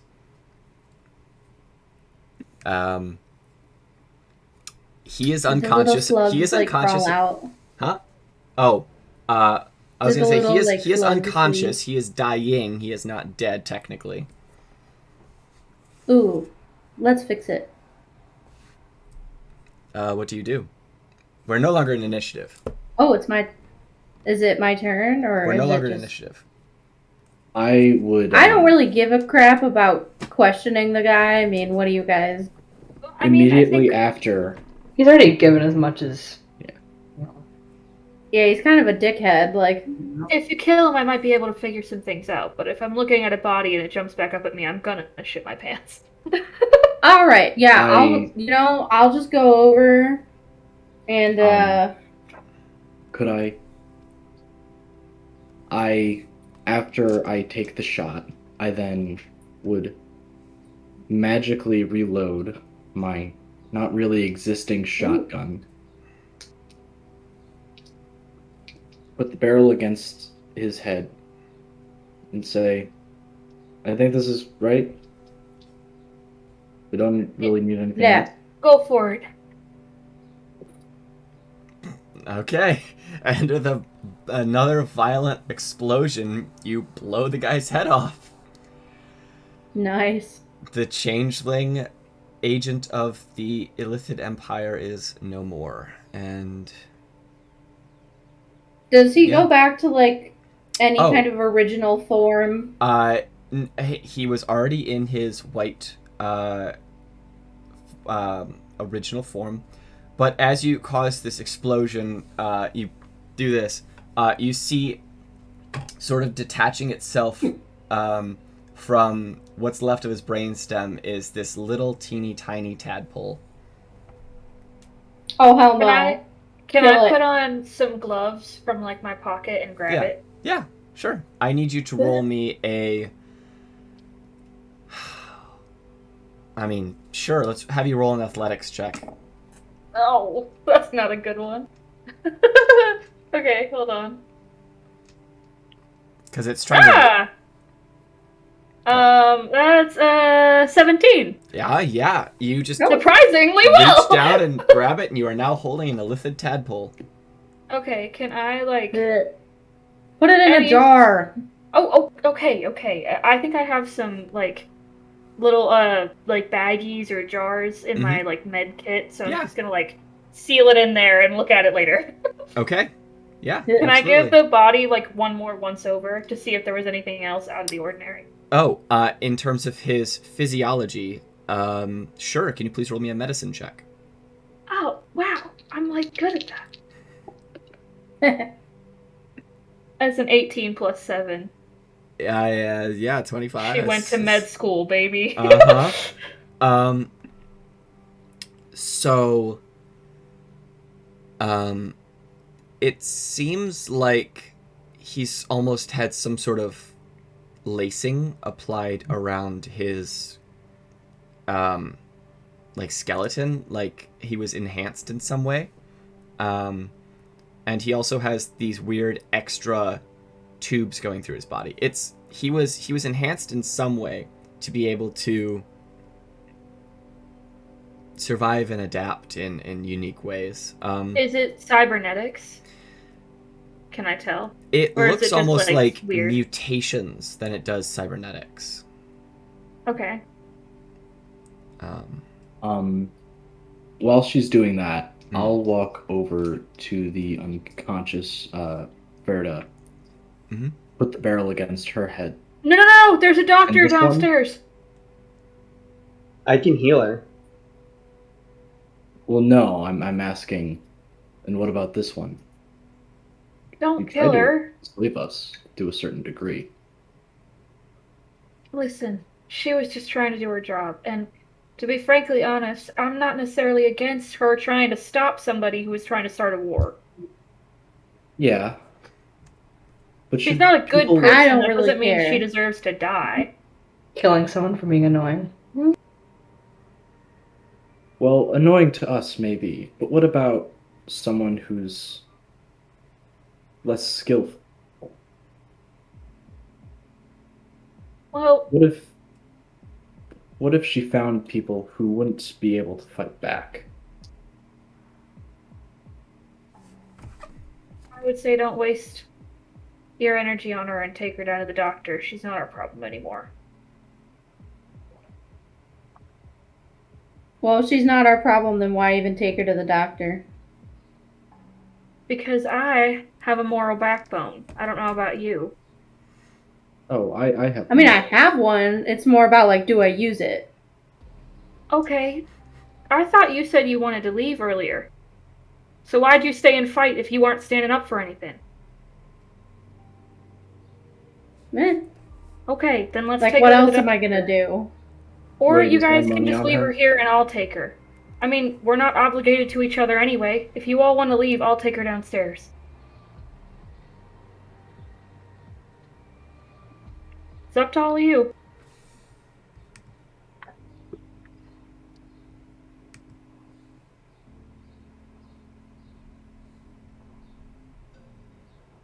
And the gun just slowly starts to disappear, starting at the end of the barrel. That's pretty fucking cool, by the way. Thank you. Whatever the hell that is. I like it. You might be able to see more of it. Alright. Well, we can't just... What do we do with the body? Oh, wait. We really should save her because she has money for us. Yeah. I didn't even Oh think my about God. that. How much did she say? She didn't Yeah. give us a number, but she Yeah. also didn't tell us where it was at. So, like, if she dies, Oh, yeah. what was the point? Yeah, I might need to buy a new ship, so I could use the cash Oh. You have a ship? somewhere.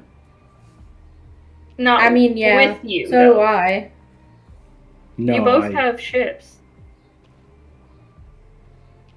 I also have one. Huh. Oh, okay. Interesting. So, does anyone know anything to wake her up? Well, she's stable. I stabilized her, so we can. They have a doctor downstairs. I don't think. I mean, you're all right to a certain point. She was kind of a bitch, so I wouldn't use any energy on her or anything like that in case you need to take care of yourselves later. But there's a doctor downstairs we could always take her to at the hotel. Or we could just call the doctor up. It's kind of an That's emergency. true. Is there a phone? I'll say a along the phone or walls? anything. I'm not used to yes. technology being a thing in D&D. Yeah, I know. No, there is absolutely There's a phone. There's not a phone. There's a little pad on the wall that you can use to select. I mean, if you need to speak with someone, you obviously can, but you can just select to have different services Yeah. come to your room and help Please you out. select it. I'll just call the front desk video chat. Okay, sure. Video chat the front Yeah, why not? desk. Not Why? hiding the camera or anything. Hmm. You might They pick up and say, "Who's there?" I mean, yeah, sure. You can obviously call the front desk. And what do you say? I mean, Hey, we need a body There's a bag body. and a doctor up here. Quickly, please. you just see the face of this little little gnomish guy. He's like, yeah, okay, and you just see all of a sudden like the screen just go red and just says a doctor is on the way. Great. You know, maybe 5-ish minutes later, stepping into the room are two figures. One of them you've seen before is Amber Pelt, the concierge here at the hotel, and the other one is a Warforged. She has a symbol of a heart on her chest, and her form is mostly white, but she has these like bluish gray accents all over her, and she has these large blue eyes, no like facial anything pretty much other than the eyes. Before they would have gotten there, I would have tried and searched the body of the changeling Okay. for like any items. Good idea. On his body, you find 3 daggers, a short sword, and a light crossbow. His stuff, like his pack, whatever was in that, is not on him. And obviously you have his slightly damaged apparel-changing apparel. If you ever want to do anything with that, you can strip it off of him or not. I don't need any of it. All right, so You guys can take whatever. Wait, didn't you say it was weird? Like it had wires and stuff in it earlier? yeah, he used it to change his clothes to look like other people's clothes because he can't make. That's Yeah. kind of cool. It's been obviously If anybody's damaged trying in to the be fight, sneaky. but I mean, I've got a stealth of fuck all, so like if y'all want to take it, go for it. But it just seems like cool. But also, you don't have to. Can I see I the mean- staff? Just want to look at it. the what? You said the staff? There is no staff. Stuff. Stuff. Oh. My bad. Stuff. I heard staff. Yeah, no, there's three daggers, a short sword, and a light crossbow. Mm-mm. And the weird broken armor. Okay, I think we're good. All right. So as we come to a close here, Hart, as she identifies herself, she's like, "Hello, I am the doctor here at the Hotel Majestic. And then she just does this with her hands, and they just light up with electricity. And she's like, "Please prepare the patient." You sort of turn her. She shocks her back to consciousness. Vitra's eyes bolt open, coughing. You see a little bit of smoke emanating off of her, and she starts screaming as Hart releases this cold spray on her side that seals her wounds. "I will need to take her down to the medical office for more treatment, but she will live." And Vitra just looks at all of you. "Well done." As she's pulled to the side, and we will finish this up next week. If no one has any other questions, we will just need to go through the... Oh no, I do. I asked her, "Where's the money?" My In case you die when they heal you. I don't know. Your pittance is in my ship outside. The door should open now. As she sort of clicks something in a little device in her hand. "I will have words with my Kithrak about this. Your names will be known to us." We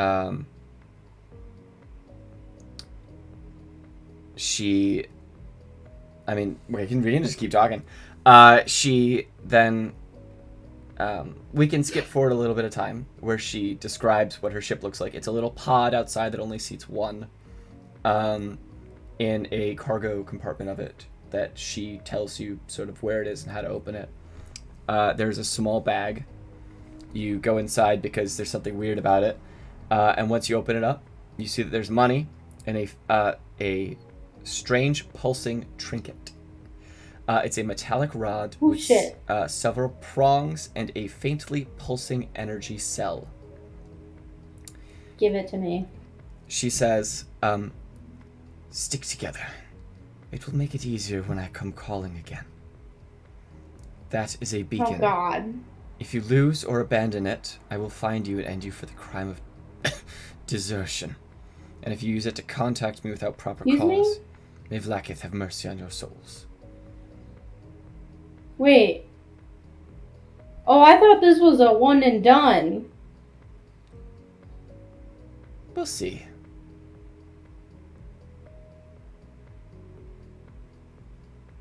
It's my question earlier.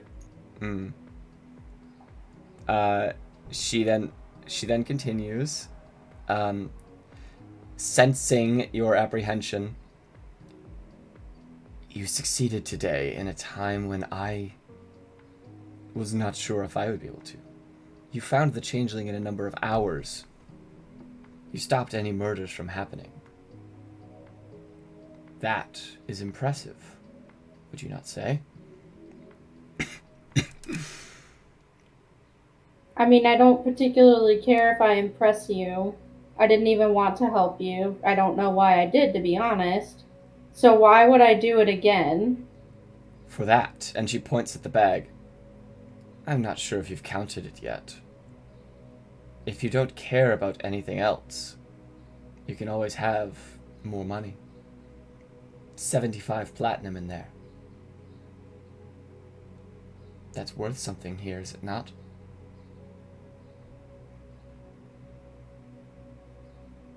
Worth a little So bit. what does that make us? Your little It errand makes- boys? It makes you allies of an esteemed empire. This doesn't seem like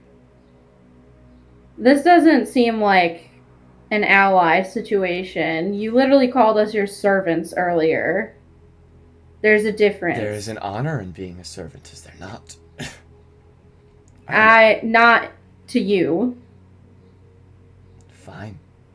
Don't take the money, don't take the beacon, and be off.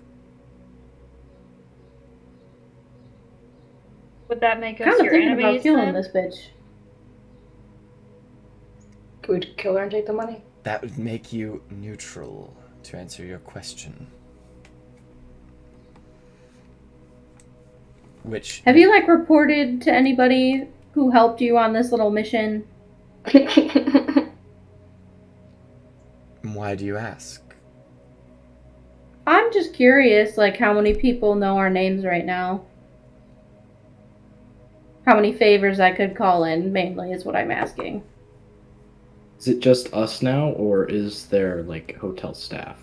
The Dr. Hart, she is, well, they are around, peeking in and out, checking different things. Other than that, there's no one. Okay. If you wish to split this group, if you wish to diverge from me, you may. I simply wish to bring together a group of unique individuals who could clearly solve problems much faster than if they were alone. And I think that's going to be important in the coming days when more like him show up. Much more dangerous ones. Actual mind flayers. Not just little agents set about to cause trifles here. And when my Kithrak shows up, when the one who deigns me as servant shows up, it would be important to have an ally in me, would it not? What's your Dane capable of? Well, I'm sorry, can you actually repeat that? Because I think... I said, what's the one who calls you Oh, servant? What are they capable of?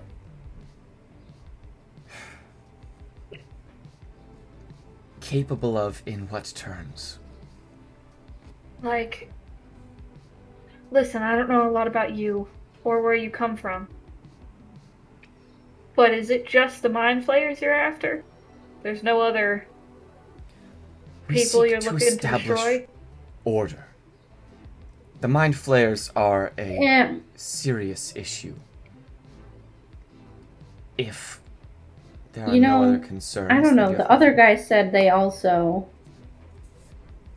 The other guy had a worm in his brain and wanted to create a hive mind. I don't Oh, think I we can listen to understand. him. I'm just saying this seems slightly similar in the we want to bring world order. Like, Lady Vlakith would not make mistakes. She would not send me on a path where she had not considered it to be the best action.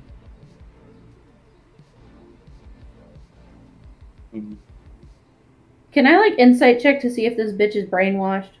Sure. You can roll an insight check.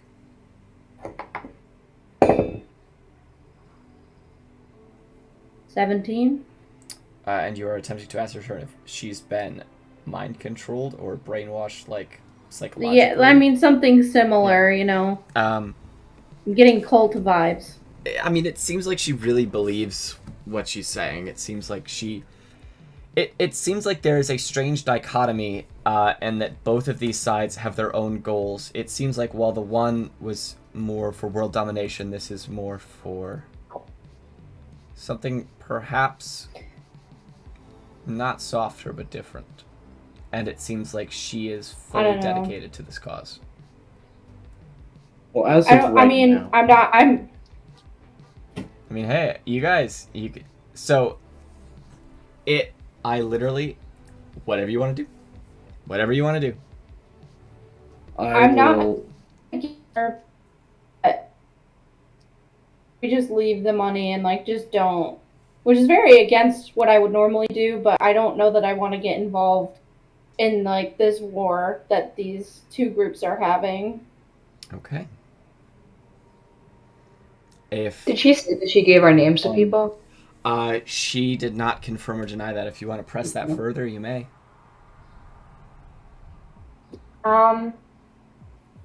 Yeah. What could I use? If you just want to say I ask her again because she dodged the question, you may. Okay, yeah, I'll do that. I'll ask her again. Like who knows that you worked with us? I informed a few members of my superiors. It's simply protocol to say who I've enlisted and who is allies. Are your people allies with anyone else? Like in the Conclave or in the general area? No. Okay. We stay away I- from petty politics and conflicts that they would brew. At That's this interesting. At this point, I would step forward and say, might not agree with you, but for the short time being, we seem to have somewhat aligning goals. I'm not saying we will I don't have follow any you goals, to so I the don't end. agree. I've been looking for a crew. Same here. What do you guys say? I mean, I don't know if we all get along too well, though. I cannot say when you all. you will be can just called on say my again. name, Hadley. Come Yeah, on. I don't like you. There you go. Ta-da. Out in the open. I But cannot I- say when I will call on you No. all again. It could be months, it could be years in your time. But when I do, I just want to know if I could rely on you to help again. I mean, I'm not against being in a group with you people and just seeing how that goes. I mean, you are talented. We could probably make some money. But I don't know that very unlike me to reject money. 75 platinum, especially, but I don't know that this seems worth it to me. To start our group off on a path of being servants that can be called up whenever. And how do we ever get out of it? If we start now, when is the end? And if we choose to leave later, we might get killed. Is that true? If we, of our own fruition, choose to leave your organization, are you going to kill us?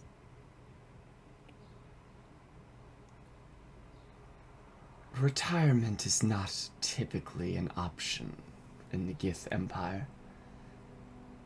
Should Then Yeah, No. No. not happening. I'm sorry, we want to help you, and I think me and Hootin especially, but it's not okay for you to take away the option for us to choose what we want to do. Agreed. Well, then your choice has been made now. The war between the Gith and the Mind Flayers leaves your path. Do whatever you will. I'm sure the universe will Not that. think of a story for you elsewhere.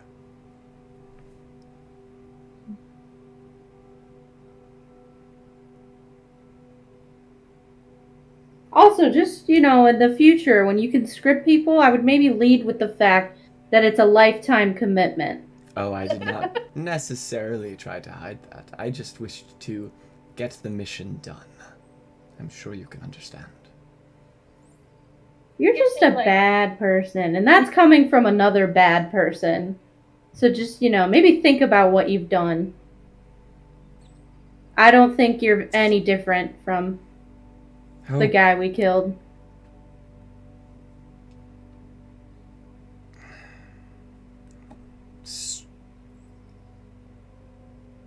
I'm not going to comment on that.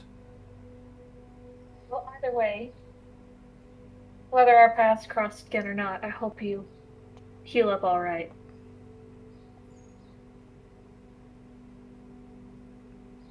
Revricol, keep the pittance. I truly have no need of it. I don't need you to be my servants. But surely you must accept some sort of reward.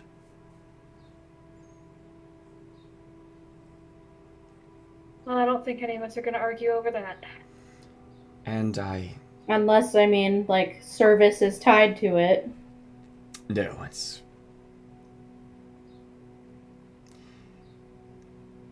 Your actions here have showed me that I must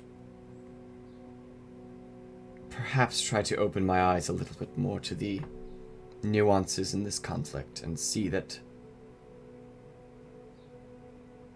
this needs to be fought in a more ideological level. Which is strange coming from a person who's had maybe 4 or 5 serious conversations in their entire life.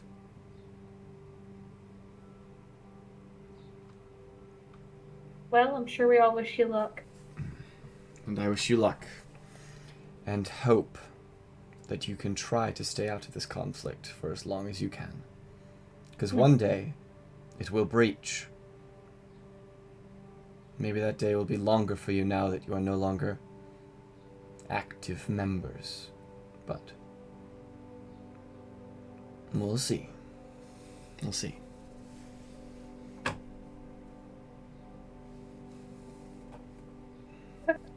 She lays back down.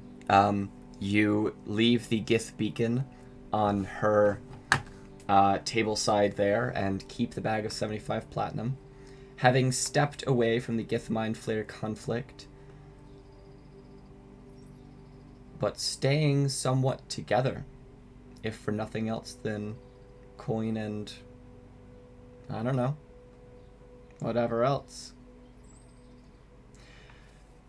The doors to the front of the Hotel Majestic now once again open, and there are already ships arriving outside, waiting to pick up prospective passengers on their way around the cosmos for some extra coin. Not picking a ship, because that would take a while, because I have NPCs on each of them. Where do you think you'll all want to head next? I think it's time for a nap. Picnic at the bar. I mean, yeah, I figured Yeah. I figured that you guys are gonna stay an extra night or two in the hotel. Go to the casino, spend some time in the shops, do whatever. Now that the murder mystery is over. But where do you think you'll want to head next? Ooh. Anywhere that will, like, a good place to go do some errands for people, like, make money, Say there's maybe a lot of learn some stuff. There's a lot of ideas that people have had for things that they want to do. There's, ships that need to be gotten back. There's research that needs to be done. If anyone wants to take charge and say, hey, I think we should head off here, there's If you're no... looking for casual work, I think I know a place where we might be able to get some. As a bonding experiment, Yeah. before we go off paying any personal debts. Hmm. See if we can actually work together for a long period of time. I'm fine with that. But we'll either need a ship, or you all will have to behave while I talk to some people. I think that can be I managed. can behave. Okay. Then I guess we'll head back to Ifis. Try and find a bounty. All right. So,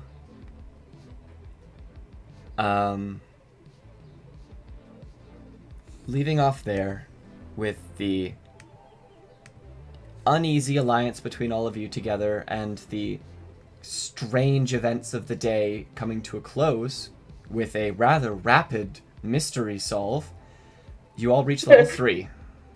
Hey! Hey! Nice! Nice. So, and that Nice. also concludes episode 1 of Icarius the Black Between the Stars. Sort of an introduction to the galaxy, to the characters, to get them to level 3, to bring them together. I suppose that we should all roll hit points and then sign off for the night. Next week, we might have a game, we might not. It is Memorial Day here in the US on Monday, so we might be on vacations, it's unsure. Keep an eye on the YouTube, or maybe we'll get on other social medias. I don't know. I don't really use them. So, something will be announced. But hit points. Let's look at that. So, just everyone sort of say what class you're taking a level in, and then I'll help you roll your dice. And in between this game and Kieran, next... we talked about... We did. We talked about the Sorry, you finish and then I'll ask you my question. No. I just said we did because we did talk about you multiclassing. Did you want to multiclass this early or did you want to wait till a little later? If I multi-class now, what do I get? I don't even remember what I talked about. Can you remind me? So can I just am I free to just say? I don't mind. At level 1 of Blood Hunter, which you're interested in, you get the ability to roll. I need my book because that link is apparently dead. Level 1 of Blood Hunter, you get the ability called Hunter's Bane, which allows you to have advantage on tracking Fae, Fiend, and Undead, and intelligence checks to recall information about them. And you learn a Blood Curse as well from a big old list. The hit die on this is a D10. Compared to if I was going with Wizard? D6. If you went with Wizard, though, you could learn second-level spells. If you go Blood Hunter, you will not learn second-level spells. The only spell you'll get is from your race, which is Charm Person. You'll get that regardless. And what is the next level where I get I would get more spells? Blood Hunter does not give you spells. Blood Hunter is a whole lot of intelligence-based abilities, tracking. No, I know. I'm saying, basically, the next time that you level up... when we hit level 4. The next time you take a level in Wizard is the next time you get spells. Okay. Come back to me. I want to think on that. Just because I'm new at being a wizard, so I might want to, continue with wizard for a minute to get better at it. Are you taking another level in Cleric? That was the plan. Alright, roll your D8. Oh, I got an 8. 8, alright. Cool. So anyone who needs help with leveling up, we can call in between games, and that will be taken care of. It looks like Lewis has stepped out for the moment, so Maris? I'm here. Oh, you're here. Alright. Would you like to... Are you taking another level in Spectrum Knight? Yeah, I just rolled a natural 8. 8? Alright. Plus 5 for my Constitution. Plus what? Or wait, that's my saving throw. Yes. Plus 3 for my Constitution. There you go. Maris, are you taking another level in Wizard? Sorry, what'd you say? Are you taking another level in Wizard? Yes, I think so. Alright, so roll a d6, and I can help you level up in between games and help you with some stuff there. Okay, I rolled a 4. Roll a 4, okay. And Blake, are you taking another level in Druid? Yes. Okay, so roll your d8. Is it 2 or just 1? Just one d8. That's an 8. 8. Jeez. Alright, back to over here, Sophia. Blake. Have you decided if you're multi-classing or going straight Wizard? The benefits of Wizard is literally you get 2 more spells, and more spell slots, obviously, or spell points in this case. The benefits of Blood Hunter is that you get some more unique abilities, not spells. I think I want to start with my Blood Hunter stuff, yeah. Roll a d10 then. And I will help you with that in between weeks. So, people who need help... 5. 5? Alright. People who need help in between games, that would be Sophia, Maris, Blake, do you need help?